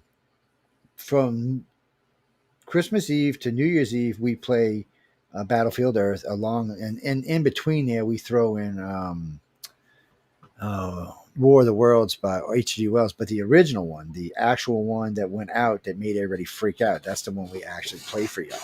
If you listen to it, people crack me up when they write me. They're like, God, now I see why everybody flipped out. It sounds legit. I'm like, it does kind of sound legit. So you never know if that was real or not. So you get out here, they fly you out to L.A. They say, okay, so you get to talk to everybody who's anybody in the author field and judging anyway. Christopher, no, illustrators and authors are top of the field, and most of them are pretty famous people. Well, we had one of the authors from Dune there this year. He's there the last couple of years. Of course, we've got Tim Powers, who's kind of responsible for the Caribbean films. What was it? What was the name of that damn book? Yeah, usually I remember that damn book. On Stranger Tides? Yeah, it's on Stranger Tides. Yeah, that's what kicked off the Caribbean stuff, guys. So he finally got recognition for it and finally got paid from it. We got a couple of other authors out there. Well, of course, we got Orson Scott Card, who has no, he does. Orson Scott did not write Dune, doofus. He wrote Ender's Game. Actually, I did an interview with Arthur with Scott. You should go listen to it. It's a fabulous interview. He's we'll just say he's rowdy and leave it at that. Mm-hmm. He's from Utah. Actually, we talked about this earlier. Utah is probably the most literate state in the union. Anytime a whole lot of sci-fi authors come out of there. Oh yeah, and like per capita, it's like 100 times more than anywhere else. It's crazy. It is. It's well. What do you mean? It's because of the church? I don't know if it's maybe it's because of the church that everybody reads. But there are a lot of good writers come out of there, and there's a lot of people who station themselves out of there. And like John will tell you, that's where they sell the most of their books is right there at FanX. And I've heard other people say that as well. Even though FanX is not as big as San Diego Con or Dragon Con, it still seems to sell a lot of books. I've met the owner and operator of FanX. I've had lunch with the owner of Dragon Con on a couple of occasions. He's a really nice guy. And last year, so I didn't want anything to eat. We at the table, and I went and sat down with him and Bill. And man, he had some tomato soup that just smelled great. And I'm like, man, I'm going to order me some. This man gives me his tomato. I'm like, dude, I can order my own tomato soup. He just gives me his soup. I'm like, well, okay, well, that works for me. I'm not going to turn it down. That's a great group of people. And if you can get the writers of the future, if you can win, which is there's only 12 winners a year, and sometimes they throw in some honorable mentions and stuff. But so you might get 14 people get in a book, and you will get one story from whoever does the artwork. They bring in a famous judge to do the story. Yes. So far, they haven't used any of the winners to do the story. I don't know why. I think they just do it with the judges. It's a thing for the judges to do. It's a lot of fun. And it's a lot of fun. So I go as press. This poor man, he has to go to work. So now I gotta say, last year was tough. It wasn't as tough as the year before, but it's nonstop for these people. They get up at 8 and they're in with these judges all day. They give them a little lunch break and back and in there. It's intense and you're learning a lot. It's not even really a lunch break either. I mean, you do eat, but you go sit with the judges and you're kind of mining them for more wisdom. So it's not a mental break. Yeah, and that's the truth. Well, no, Denise. So the judges will let you come have lunch with them. Yes, most of the judges, unless they're going to a private restaurant with somebody, they'll let you have lunch with them. And honestly, a lot of the judges encourage it. Yeah, it's like a working lunch is what it is. And they're great to sit and listen to. And then there'll be a dinner break, and sometimes the judges will be, and sometimes it's not really a dinner break. It's like they do the barbecue. So everybody's there and everybody's milling around talking with everybody else. No, the winner, you'll find like one judge with a circle of winners around him or something. This year was a little chilly on the rooftop, though. Yeah, it was cold. It was a little tad on the chilly side. It was a little chilly in LA in April this year in the evenings. Can I say? But everybody's there for the winners. That's what they come there for. All the judges come because they want to pay back or pay forward, as they like to call it, and because people like James may be the next people who give us the next great movie, or the next Avatar, the next Ender's Game, or the next Star Wars, or the next Star Trek. You just don't know. There's just so much talent that comes out of these things. No, I keep up with a lot of them, or I find out what's going on, or Carmen sends me stuff on what's going on with them. So I like to keep up, and I know a lot of these people are going to be famous in the future. It's one of the reasons I go. So I say, "Oh, I know that guy, man. Oh, I know that girl." Be holler, hey, from the sideline, from the red carpet. Yeah, they're a great group of people so far. Like I said earlier, I've interviewed 75 winners of writers and illustrators. So it's 150 interviews total for writers of the future, not including judges. And it comes right down to it. I've done about 200 interviews with them, with writers of the future. And it's a great group of people. So, I mean, you got to meet her. You got to meet Joni, the infamous Joni. I shouldn't call her infamous, but, Joni is the whirlwind. When you hear the word whirlwind, you need to meet this woman. She is like, whoosh, whoosh, whoosh. She's the one who tells you that, hey, guess what? So when I know y'all talked to her before y'all went anyway, but so when she called you, what did you think? Oh shit. So I ended up missing her call like 12 times. And she left me a whole load of voicemails telling me to urgently call her back. And then every time I called her back, somehow she had missed my call as well. So it was hours of me anxiously, like I knew what the call meant, but yeah, it was stressful. Yeah, until you actually hear the words, because you never know. Sometimes they may be, we're going to give you honorable mention or something like that. So you're not 100% sure until you actually hear it. But, oh no, when you see Joni's number on the phone, yeah. I was talking with one of the guys from Australia. He's like, man, we were just like you were just saying, we're playing phone tag. He says, driving me crazy. He says, I was pretty sure I won, but I wanted to hear it. Yeah, and there's 2 phone calls as well. So the first one, she just says, you're a finalist. You're one of the top 8, but you haven't won yet. And then you have to wait 8 days. And I was useless. Those 8 days, I was not a human. I was certain I had won, and I was certain I had lost, and I couldn't function. And then, of course, I missed her second call as well. And she left me a voicemail that said, oh, James, I'm sorry, but never mind. Just give me a call. And she sounded really, sad and empathetic. So I was like, oh, okay, I've lost. And I called her and she was like, hey, you won. Yeah, she's evil, man. She got me. She's evil. Joni's an Amazon starter with she's I give her nothing but trouble when I'm there. I love her to death. She just works so hard. And I'm not even one of the winners or anything. I'm just there for press. And they treat me like I'm God down there. I love them to death. It's well, they all so hard working, all of them. I've never met anyone with half the energy she has. And I don't know. And she's older than me, too. I was like, Joni, where do you come up with this? What is your secret? Tell me about it. I need to know what the hell you're doing, woman. She just likes what she does, I guess. I was talking to her a while back about when they used to do these at NASA and places like that in New York, because it's not always been in Los Angeles. And I was like, NASA? Shit, I wish I'd have known y'all then. I'd have loved to go hang out at NASA. That would have been pretty cool. Not that I'm complaining about what no, it was great. No, yeah. This year it was at the Lowe's Hotel. Yes, it was, What are you talking about? Oh, no, they pay for me to be down there and all. I don't charge them a fee for coming down, but I make them pay for my hotel and airfare and all, and food and stuff. Now, they take good care of me. No.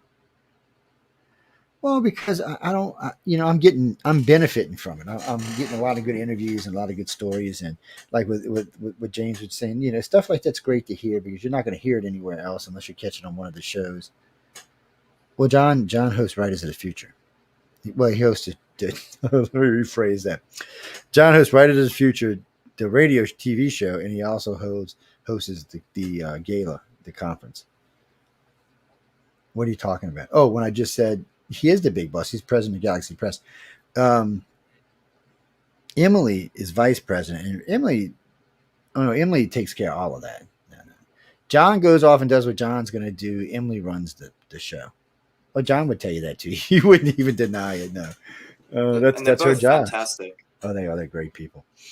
Emily's a good friend, and I count her as a friend. I give her a nonstop shit. Why she hasn't killed me yet is beyond me. And they're always fabulous to talk to. They're a lot of fun. But with Emily, you only get to see Emily X amount because. So I come in a couple of days early now because I like to get a couple of interviews with her and some other people, and then I think starting like that Monday or Tuesday. Well, this year the gala was a day early. It was on Thursday. So you don't see her after that. 10 o'clock at night, she comes strolling, and you might catch her at the bar getting a glass of wine or something to eat. And that's it. And she's back to whatever she's doing. Yeah. So, but if you get there a little earlier, you can get a little FaceTime with her. John and I try to catch up and have breakfast in the mornings, but sometimes I stay up way later than he does because I'm doing interviews to 2 or 3 o'clock in the morning sometimes, which I try not to do because of y'all. I hate to keep y'all up past midnight, 1 o'clock, because I know you got a busy schedule the next day. It's hard, guys. I mean, well, the year before we all bitched because nobody could get anything done because there was just no free time at all. Yeah. And this year, it was tight this year too, but I mean, they gave us some free time to get in and get some interviews and stuff. Yeah, I heard they made it a lot easier for this year, but They still, did. with the 24-hour story challenge, Oh, man. that just burns you up. So what James is talking about, guys, is so while you're there, it's like the second day or something, maybe the third, second. I don't know. It's one of those days. Yeah, around the middle. Yeah, they say, okay, you have 24 hours to write a story, and they give them whatever, and then you got to write this story. Now, I've had some really funny conversations about these stories. I have seen brilliant. Just one of the guys sat down, he goes on his pad, and I'm sitting there eating while he's doing it. It was like an hour and a half. He's done. He said, "You want to read it?" I was like, "I don't know." An hour and a half. His hands. I was like, "Figured that it's good." It's one of the ones they used in the judging. What do you mean? How they get their story? They take them and they throw them up in the air and they fly down the whatchamacallit, the automatic stairs and the escalator, and then the one that lands a certain way. That's the one they use. I'm not kidding y'all. I got pictures of it. I got video of it. I'll post it for y'all to see. That's how they pick them. It's a fair way of doing it because they really don't have the time to read through all 12 of the stories. And get to the class and get what they got to get done. So, and it works because some of the stories are good, and they'll go through 3 stories, I think sometimes. It's we just did 2, but yeah, and they were both incredibly good stories considering they were written in just 24 hours. You're not allowed any prep. You can't come with any preconceptions. They give you like some tchotchke that you have to use as your inspiration, so you can't cheat. It's that shit cracks me up. Some of the stuff they give people.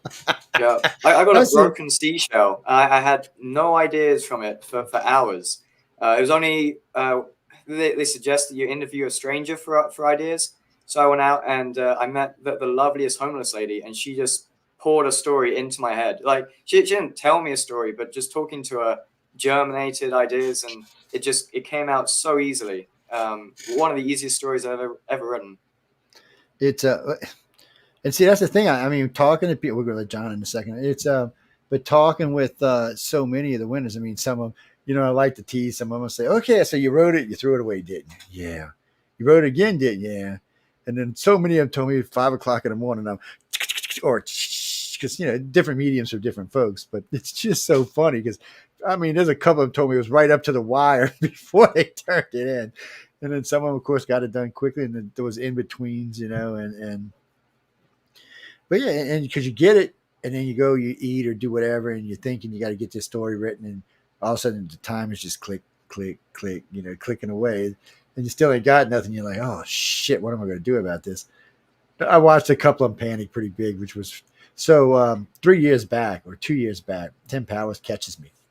It was 3 years back because we went to Roosevelt. He goes, Joe, get up here in the Mesner area, and I want you to just watch everybody while they're doing these. So I'm zooming in. Nobody knew I was there, and 10 of the artists were down in the 10 of the authors were down in the area, writing.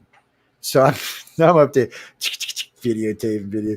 They had these expressions on their face like, "Oh shit, the end of the world is now here." So I showed them, like the next day they were like, "Did I really look like that?" I'm like, "Yeah, you did really look like that." But I can understand. I mean, they'd have told me to write a story in 24 hours. I said, "Well, I'm going home, man. That's not going to happen." I've been trying to write one in 10 years. I still can't write one. So, but I will say, and I was telling this to John a while back, I have managed to get about 65,000 words written, but only when I'm there for some reason.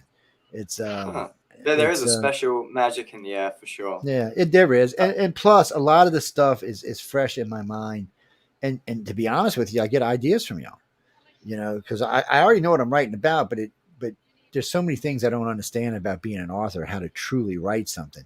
So being around all of y'all and the judges, it's excellent for me. Eventually, I will get one out because I've learned so much. I was talking to a group about this. I was doing an online lecture the other day, and I was talking to a group about it, and I was like, guys, I mean, I said, I have learned so much from these people. I said, I wish I could impart it to y'all. I said, but we're not allowed to record any of the information. I said, I can talk about it, but we're not allowed to record it or anything like that. So, and I mean, one of my biggest problem is I don't know how y'all did. I knew you come up with a concept for an idea, but I never understood how you put the filler in. I didn't even understand what filler was, to be honest with you. I was walking outside in the pretty sunshine and green. I didn't. Not even a shot, man.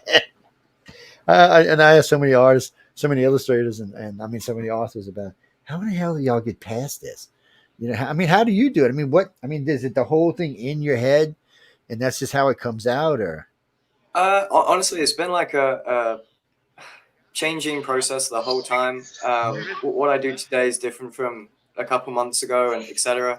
I used to just picture it as a Hollywood movie and then write down what I was seeing, but that's not the right way to do it in text, because when someone's reading, they're like in your world, so it's not just about what they're seeing. You want to hit their ears and their sense of smell and their taste and everything.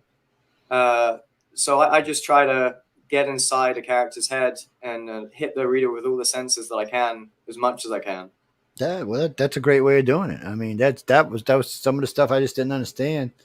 Tim Powers was talking one day, and he's going on and on about this. I'm like, what in the hell is he talking about? So I'm not even part of the class. I'm sitting on the side doing press work, videotaping, and taking pictures of people.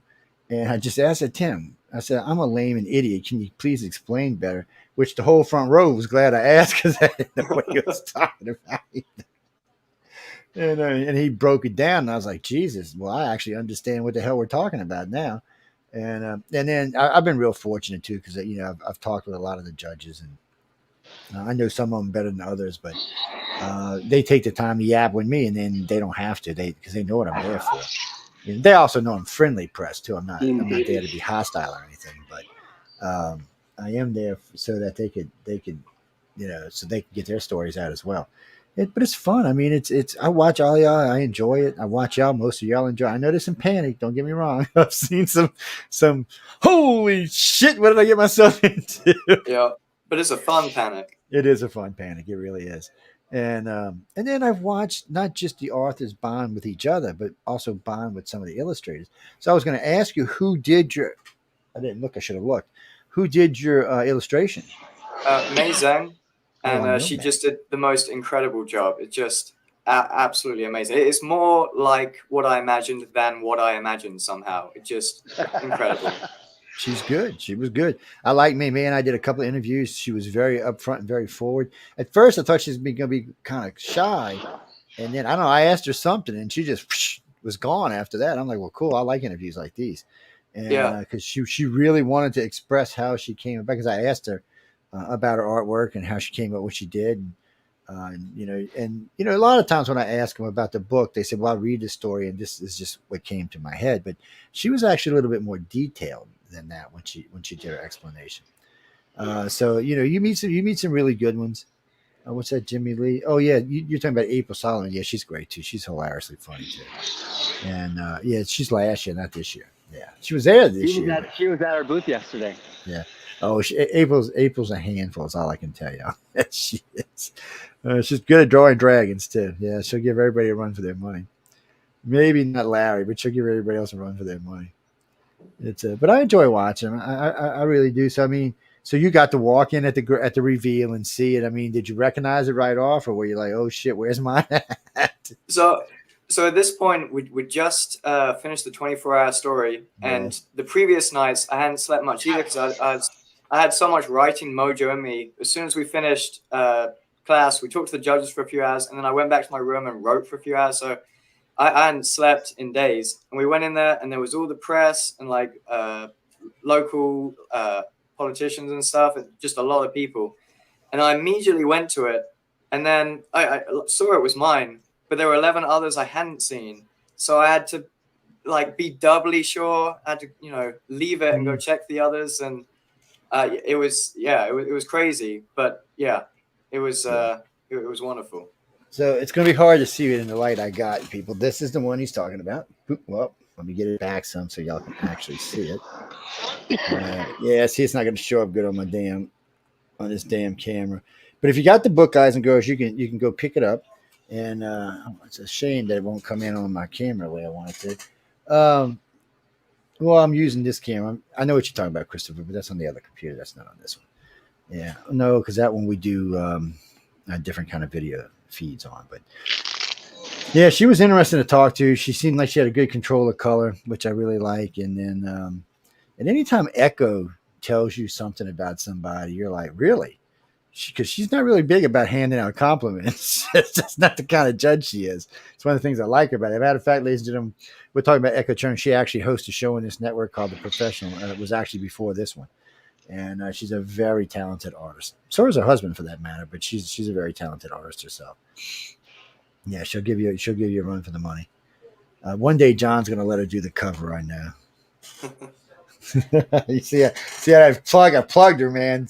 Echo, you owe me, baby. I plugged you for the job. It's not just paintings and drawings. She does incredible sculptures and 3D artworks as well. She's amazing. Well, and I'm such a big fan of oil, and she does such great oil work. It's just, well, I meet these illustrators because, some of them are big in oil, some are not, some like digital. There's so many different ways to do it. But for some reason, maybe because I grew up in New Orleans, there's such a tactile sensation to oil versus anything else.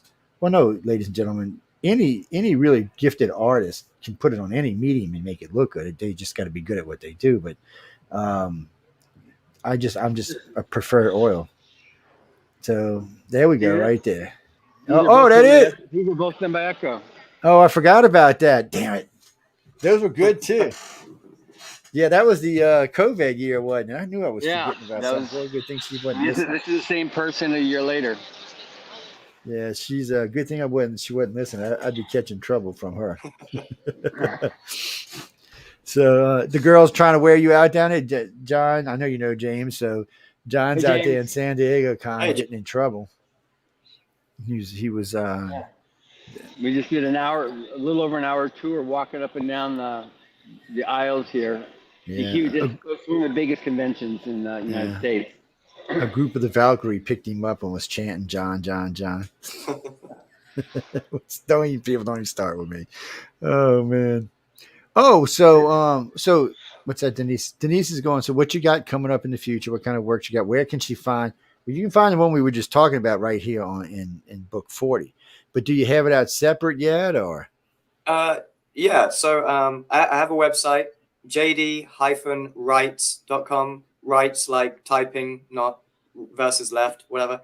And I'm currently putting out the prequel of Ashes to Ashes on Kindle Vella. So it's like a novel, but it's broken down into episodes. And that new one comes out every week. Cool. Yeah, it's a fun new medium for me. I did an episode on Vella about 2 years ago, and it's an amazing platform. Yeah. After listening to your episode on that, I hunted down Crystal and mined her for all the advice she'd given. She was very, very kind and free with all the advice. It was that's awesome. Great. I'm glad that helped.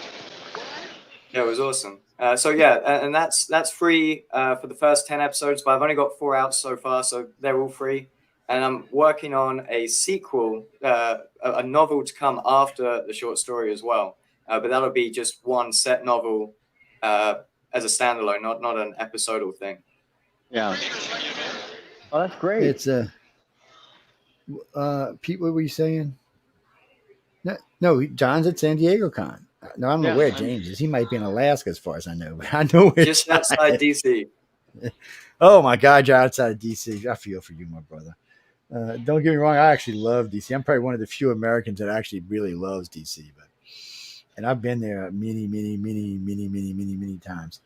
I like it. The only time I ever messed up is like I was doing something, I was driving, and I ended up somewhere in the middle of DC driving around in circles. I felt like that stupid movie from one of them vacation movies. I was down lecturing is what I was doing. And I was like, Yeah, where in the the roads hell? can be pretty confusing. Yes, Well, I got my problem with DC was driving around there, and at that time, and it's been a few years, but the Google app, wasn't as fast as getting around the roundabouts. So it's okay, exit here, and like, it was like two exits to pass, and Yeah. I'd be screaming at Alexa. I'd be so upset. I'd be screaming like I'm screaming at a computer voice. But don't feel I bad. kept I on scream at missing. that bitch all the time. It's like I cuss her. amazing. The roundabouts, trying to navigate those roundabouts there in DC. My Yeah. understanding the concept of how it was originally built as fortification from the center, so that it had the cannons there to stop anybody coming in there. But it doesn't make the roundabouts any easier. Yeah, and there's always so much traffic, and everyone drives a little differently there than anywhere else. Yeah. Yeah. So I'm driving into DC one year. I'm going down for the 10th X conference. I'm actually going down to meet Edgar Mitchell and Buzz Aldrin. So I drive into DC. I take this exit ramp. I'm like, all right, I'm making time. What do I run into? The freaking Pentagon. There's two guys standing there with an F-16, M16 looking at me like, and what are you doing here? You know, because I got Louisiana plates in my car, and I'm like, oh no, I was actually driving a Volvo that we flew in. But I'm looking at the guy, and I'm looking at, and I said, hey man, I just got off the interstate in the wrong place. He said, you didn't see the big sign that said Pentagon exit? I said, no, actually, I did not, because I would not have got. And I mean, I come flying off the exit, you're thinking it's a highway, and no, I mean, it was funny. I had a couple people in the car with me; they were laughing. Before they panicked, they were laughing. I mean, after they panicked, they were laughing their asses off, because it was just like. I was like, how in the hell? I still don't know how I did it. I mean, I was cruising on. I thought I was in the right place. That was before we had GPS, people, navigation. Yes, sorry. It's when we still had to print them out on a piece of paper and bring them with us. Yeah, I know. Back in the dinosaur era, I know all about it. I just hope no one ever gives Alexa feelings, because I cuss that woman all the time. That poor thing gets cussed all the time. Because I ask her questions and she answers another question. I'm like, what? Anyway, we're not going to talk about that because I'll get all upset and have to go stomp her in the ground or something. And even though I got three of them in my house. Being able to realize one's dreams through Writers of the Future, and James Davies is fresh from UK to United States to a huge family to all of his 6 hens or 6 chickens. Yeah, 6 chickens. Don't let the hogs get them, man. The number of chickens changes pretty frequently. Hawks, foxes. Yeah.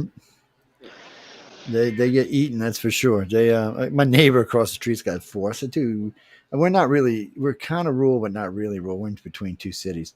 It's kind of weird. Now my business partner, he used to raise about 150 of them, and then one day he got where he didn't want to kill them or eat them anymore, and then he's having so many eggs. He just had a sign on the street, come get them. So he started letting them free range, and of course the numbers started going down pretty quickly after that. between the hawks and the foxes and other things. Believe it or not, raccoons eat them too. I was surprised. So what you planning on in the future? I mean, you're just telling us about that. So what else? You good? You feel comfortable where you're at right now, or? Yeah, but I'm always reaching for more, honestly. I really want to be traditionally published. I'd love to make enough from writing that I could put down the day job. I mean, I love my day job. I just love writing slightly more. Yeah. So I'm just going to keep trying at it. After this prequel and sequel projects, I think I'm going to try a fantasy novel. So sounds fun. Lots of plans. Too many ideas, not enough writing time. How much time are you able to spend writing a day? So basically none, honestly. I write on my phone as I'm walking from my car into work. I dictate while I'm driving, but I don't sit down and have a writing session almost ever. I just don't have time. And I understand that, because when I get home, when I'm with them, I can go up and, like I said, 2 a.m. after I'm through with my interviews, I can sit out for an hour and come to the laptop, or I can dictate it. But when I'm here, It ain't happening. There's just too many things pulling on my time. I do try to, put the dictation in the car, but now I've gotten to the point where I'm doing so much business while I'm in my car. I'm not even getting to listen to my entertainment anymore. I'm just having to deal with that. So I don't know how most people do it, because unless you have some alternate income coming in that gives you free time, it makes it hard. It really does. We're not all rich like John is. He's rich, man. But us poor people out here in the world, us poor people. Jesse, Jesse, I don't know who told you that I am poor. Right now, I have not been this poor since, I told John this the other day, I've been this poor since I was 26, 28, actually. 26, if I was that poor, I'd just shoot myself. I haven't been this poor since I was 28. Now, I'm used to having way more money. I am. It irritates me. I was telling Linda today, so a friend of mine wants me to come visiting in Mexico. He's actually an author too. He said, "Why don't you come down and spend some time with me?" I said, "Dude, I don't have the extra 20 grand to come spend with you, go out on a boat, because going down with these guys, they're all filthy, stinking rich. So even if it's all expenses paid, you're still going to spend 10 grand. It's just no way out of it. It's just the way it works out." And I'm like, "No, man, no, I got bills, man. I got 10 notes left on my car. That's like I'm paid off. I got 5 notes left on my son's car. I want to get that one paid off. Yes, I'm paying my 38-year-old son's car off. Shut up, people. We're not going to go there either. That's not about authors. That's about other things. That's bad parenting is what that's about. That's what that's about, yes. So, James, how old are your kids? My kids, 12, 7, 4, and 3. And they're all girls. Yeah, oh my amazing. God, I feel for you, brother. They were so cute at the awards event. So all I got to say is James must have been really bad in his last life, because he's going to pay for it in his life. I got several friends that have 4 or 5 girls, and they're great when they're like this big. They're great. They hit 13, 14, 15, 16, 17, 18, 19. You'd be like, you got any hair left on your head, period. It was funny. The youngest 2 fell asleep halfway through the gala in Hollywood. And then in the morning, they woke up in the hotel room and they saw my trophy, and they're like, "What's that? Where did you get that?" And I was like, "That's the whole reason you flew here from DC." But okay. But that, kids are great for that kind of stuff, man. They really are. Yeah. It's I remember my son. I used to play darts professionally when I was young. I mean, way young. And I must have had 150, 200 trophies in the house. And one day, him and his friends got on a rampage, whatever, wrestling, and knocked down like half of them and broke them. He thought for sure he was dead. I said, "You got lucky, son, because I'm just getting ready to throw him out of the house." Because, I hadn't played darts in 10 years at this time. And the wife was like, "Joe, these things are ugly. Get them out of my house." I said, "Let me take some pictures of them first before we start throwing them away." But he thought he was dead for sure. He really did. But 4 girls is tough. Patrick, it actually killed my friend Patrick when he was 55. They put him in his grave.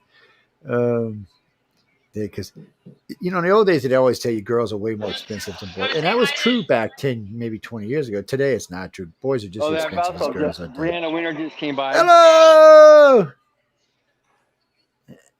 We always like to see a winner. Winners are cool. Yeah. Well, no, that's another benefit they get for being winners of Rise of the Future. Anytime John and them are around, doing what he's doing right now, they'll let you come in, sit down, and do signings and stuff like that, and maybe sell some of your stuff. And no, they don't own. Okay, real quick before I know we're running over, but they don't. Okay, Rise of the Future doesn't keep ownership of the stories. It's only people, by the way, that I know that does this. Three of the contests that I used to talk with all kept the ownership of the stories. They would give a commission to the author, but they kept the rights to the stories. They don't do that, which is really cool. Well, they could. I mean, it's a contest. If they wanted to keep them, they could. Well, submit to writersofthefuture.com and win. Yeah.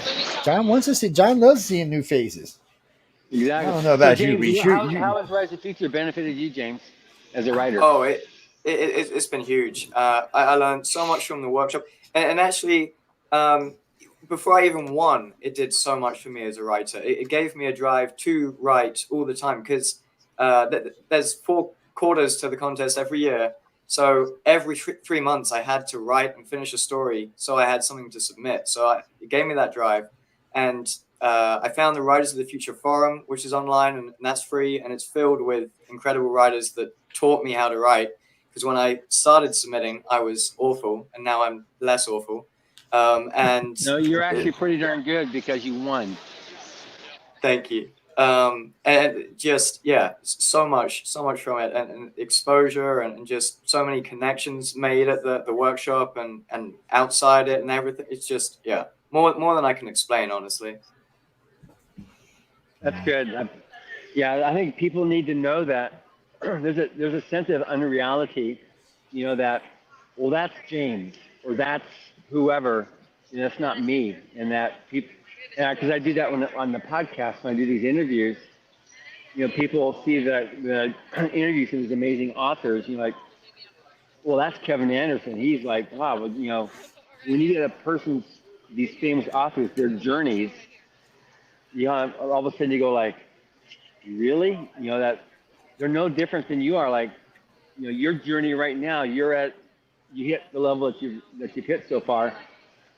But I remember Kevin Anderson when he would go on book signings, when he first started doing the Doom books with Brian, he would call me he'd be in Colorado. He'd call me, say, John, we're going to Rome. Can you please arrange some people to come there? Because I don't want to go there and have nobody show up.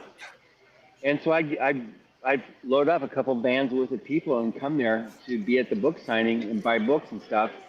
And obviously that's not a thing now, but he used to walk around with boxes of books when he come to the convention. He used to come here to San Diego Comic Con. He'd be schlepping boxes of books. He'd go bring them to his own signings. He hustled. And now he's probably one of the richest paid authors in the United States, if not the world. But he worked it, And so people don't, when you do the interviews with these people and find out what their curve was, you're like, wow. Or Brandon Sanderson was ready to quit writing before he sold, when he got an honorable mention in Rise of the Future, it was like that was his first indication that maybe he had something going that he should not give up. So people need to hear that and just realize that, okay, no, it's the only thing that's really stopping you is you. Yeah. Genuinely, I think if you're a new author and you want to grow, the very best thing you can do is join the Writers of the Future forum and submit every quarter. There is no better path, genuinely.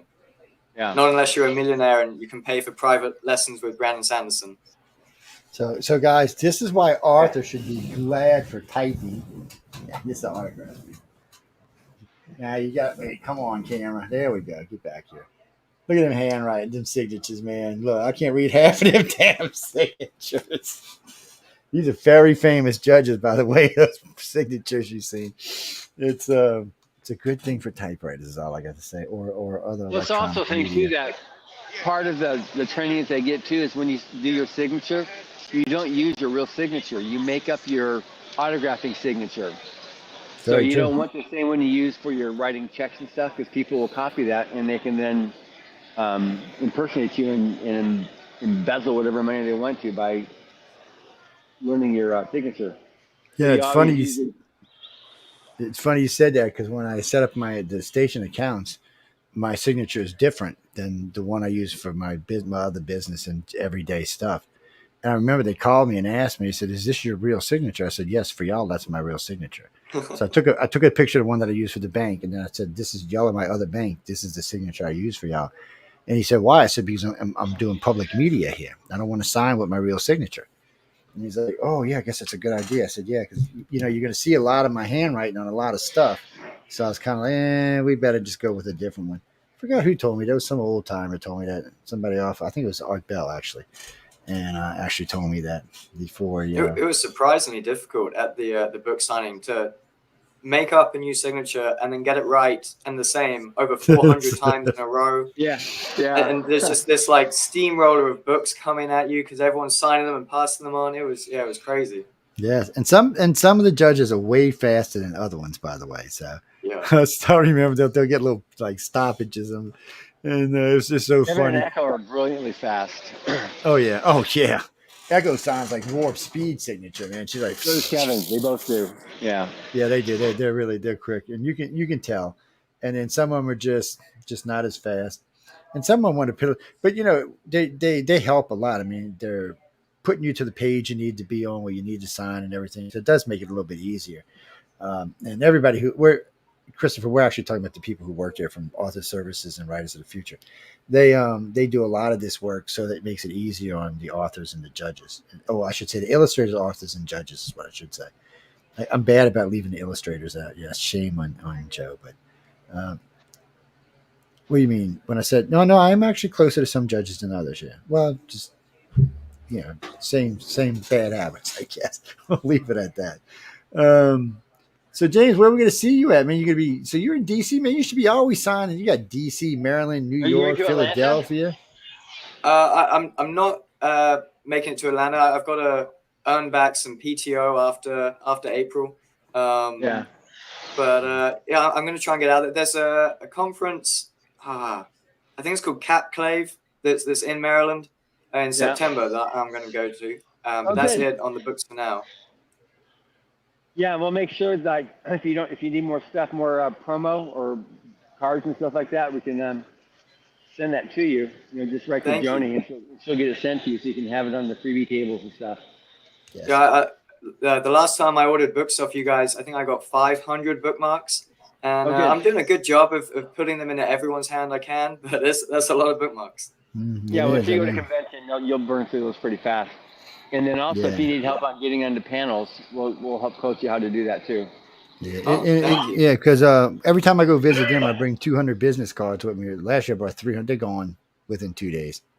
Yeah, they're just gone. They, next time I'll bring 500 with me. I mean, because it's not just them. I mean, I talked to a lot of other people while I'm there, so I give everybody a card that's there, and sometimes I'm doing other stuff. And what are you talking about, Philip? Submit, win, and you'll know where they're hiding at. Yes. I don't know where they don't never tell me where they're going to be. Shit, no, because they know I'll tell you. They're not telling me nothing. No, they if you want to really be there with the group, then you just submit and win. Yeah. Well, if you don't try, how you know if you suck if you don't try? And they're not going to tell you suck. They're going to say, "Well, thanks for your submission." They're going to be real nice about it. Yeah, Joni's a sweetheart. You'll get no grief. You get no grief from us. And if it's halfway decent, they'll give you some encouragement. Oh, I've seen him do it. No, trust me. John's caught a lot of flack from me for the first 18 months I knew him. So, no, they really will go out of their way, to help you if they can. I mean, if they see talent, your story, if you went on the forums, there would be loads of people that would happily look at it and give you some, critiques as gentle or not gentle as you want. Some of us ask for the harsh truth. Others want it slightly softer. But that's true too. He's talking about the forum. We've got a policy on there. There's no hating on the forum. There's no you can't go in there and attack somebody or be disparaging at all. So you have one warning, and then you do it again. You're out of there. You're banned from the actual forum. That's not part of what we are. It's wonderfully toxic free. It's basically extended family, but everyone's a writer or an illustrator. It's awesome. Yeah. There's a lot of good advice there. There's a lot of good free advice, is what I should say.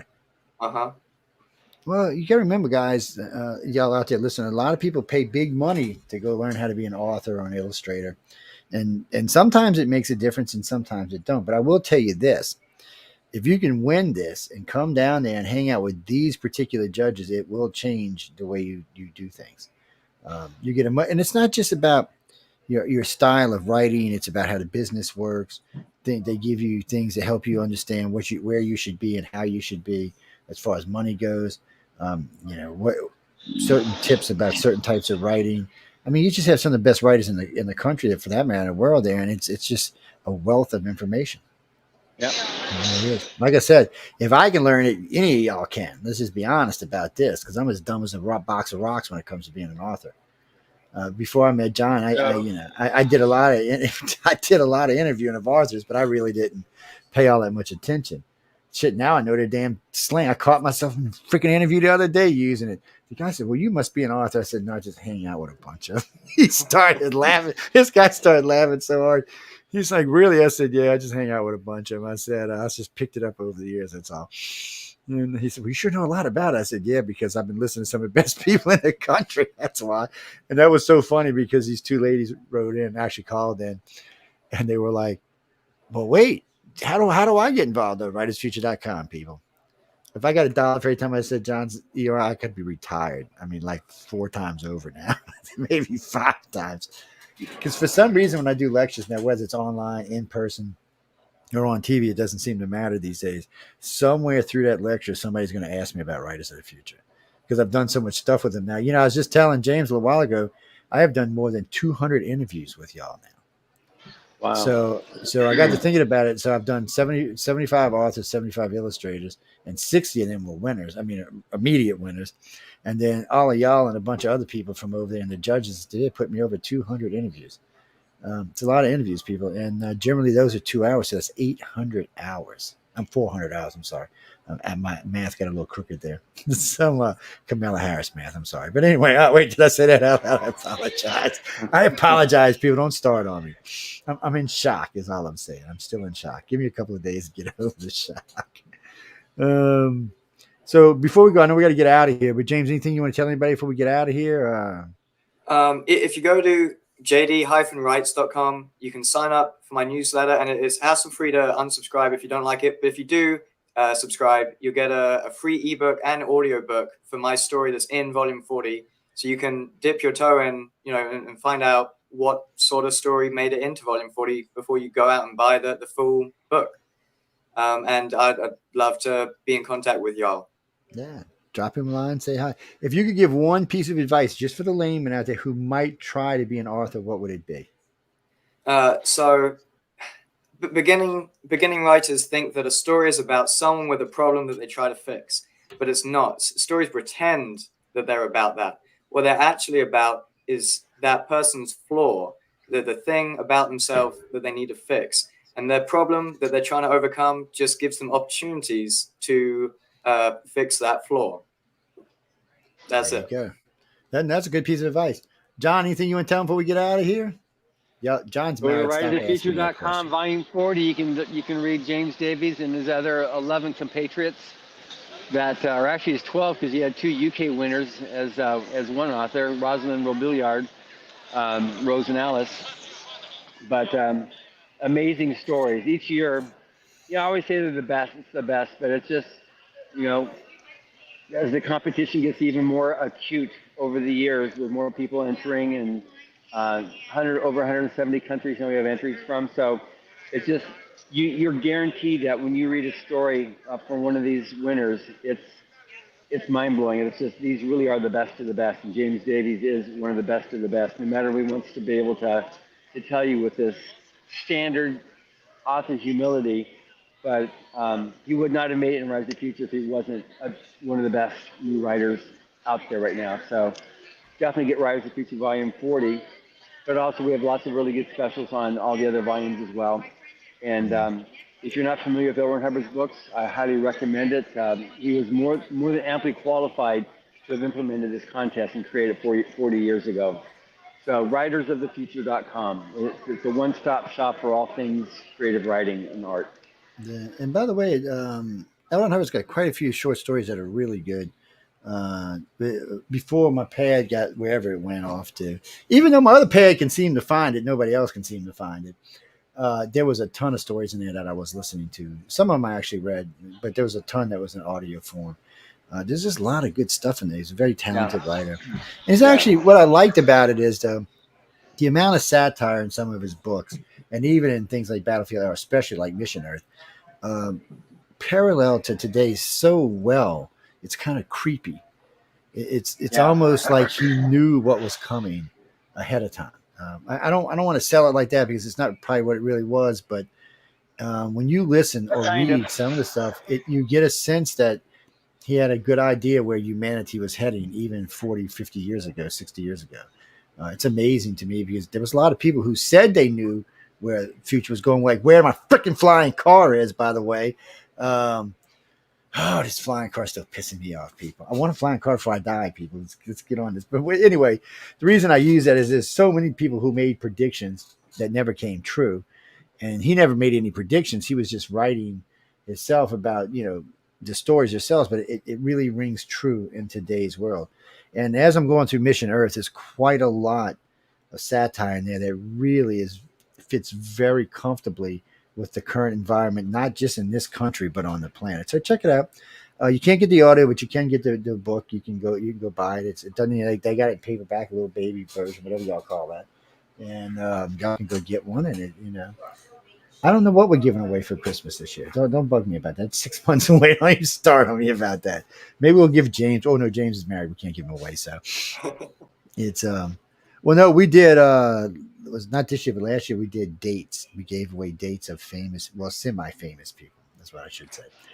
But I know we got to get out of here, ladies and gentlemen. Be sure to vote for John and I at the Podcaster Awards. That's oh no, I'm telling you what. I know all y'all. I have psychic abilities. Okay, you better go vote because I'm gonna know if you didn't, and I'm gonna be on you nonstop. Remember last year what I told y'all? Yeah, we got runner-up. Don't get me started on runner-up. Okay, just don't. Yeah, runner-up's fine if you want to be a loser. I want to win. Do you know how many runner-ups I got from podcasts every year so far? I've submitted 2 shows every year for the last 5 years. I got runner-up on both of them. And don't get me wrong. I mean, it takes 5 million people vote for it. Okay, so I'm not hating because it is nice to get it because it means those 5 million people got you into that round, and it also means that other 500 people gave you enough votes that you became runner-up, but not quite enough to win. Damn it! I want that trophy. Well, you can get a trophy for runners up. Yeah. No, I want the real thing. I want the big one. I want the one that says, hey, we're number one. So anyway, get out there and write. It's podcastersawards.com. You can go check it out. It's actually People's of Choice podcastersawards.com, but you can go check us out. It's a People's Choice Podcasters Awards. Yes. It's on our website. Just go to uprntalkradio.com, click on the banner, and it'll take you right there. No, generally I have more shows in, but not this year. Just news on the flip side. This show will be in next year, so y'all will be able to vote on this one. And John's will be in next year, but unless we win, and then I don't know, it might take a year off. Who knows? I doubt it. But anyway, we got to go, guys and girls. I want to thank everyone for tuning in to United Public Radio and the Authors Quill. I hope everyone around the planet that's listening to us tonight is having a good day on Saturday. If not, it's Sunday for a lot of y'all. So happy Merry Sunday to y'all. For everybody else, it's Saturday evening. Go have some good fun. If you're in California, Los Angeles, San Diego, go visit John go visit him at San Diego at the San Diego Comic-Con. Yeah. Go say hi to Emily and Sarah. Yes. You better be nice to them because I will smack you if y'all mean to them. Well, I did smack, so I don't even have to worry about it. But still, go check it out. San Diego Comic-Con. Get down there, have some fun, enjoy yourselves. Reese said you can haggle for the ticket price now because there's only a day and a quarter left. So give them a call, see what you can do, see what kind of discount you get, and go join them. Have some fun. Stop by, buy a book, say hi. Go get the book. You can read James's story. Read the story for yourselves. So y'all got to know before we go. I never hardly ever say anything about authors about read their books. I'm really funny about buy my book or read my book. All these books are worth reading, and mainly. One, it doesn't take you all day. You can read the whole 12 stories in an afternoon if you really want to, but it's not like a novel where you're going to sit there with 800 pages or 900 pages and you're just reading for the next 2 or 3 days. This is nice. Plus, it changes from story to story to story to story. And you never know. I mean, they do kind of organize it so it's kind of planed out with the type of whatever fantasy it might be or sci-fi it may be, but oh, and by the way, I got one bitch. I want to see more near now sci-fi stories submitted next year. This ain't got nothing to do with these 2 guys. This has to do with all y'all's going to be submitting stuff. Okay, it's my favorite genre. Get your asses to submit. On that note, y'all have a good evening. Be sure to check out Writers of the Future next week. They're 2 hours ahead of us. The Professional 1 hour ahead of us, and the Authors Quill right live now, 4 to 6 p.m. Central Time. On that note, good night and stand by for Spaced Out Radio. And I'm going to say his name because I always call him Scott Bakula. Good night, everybody.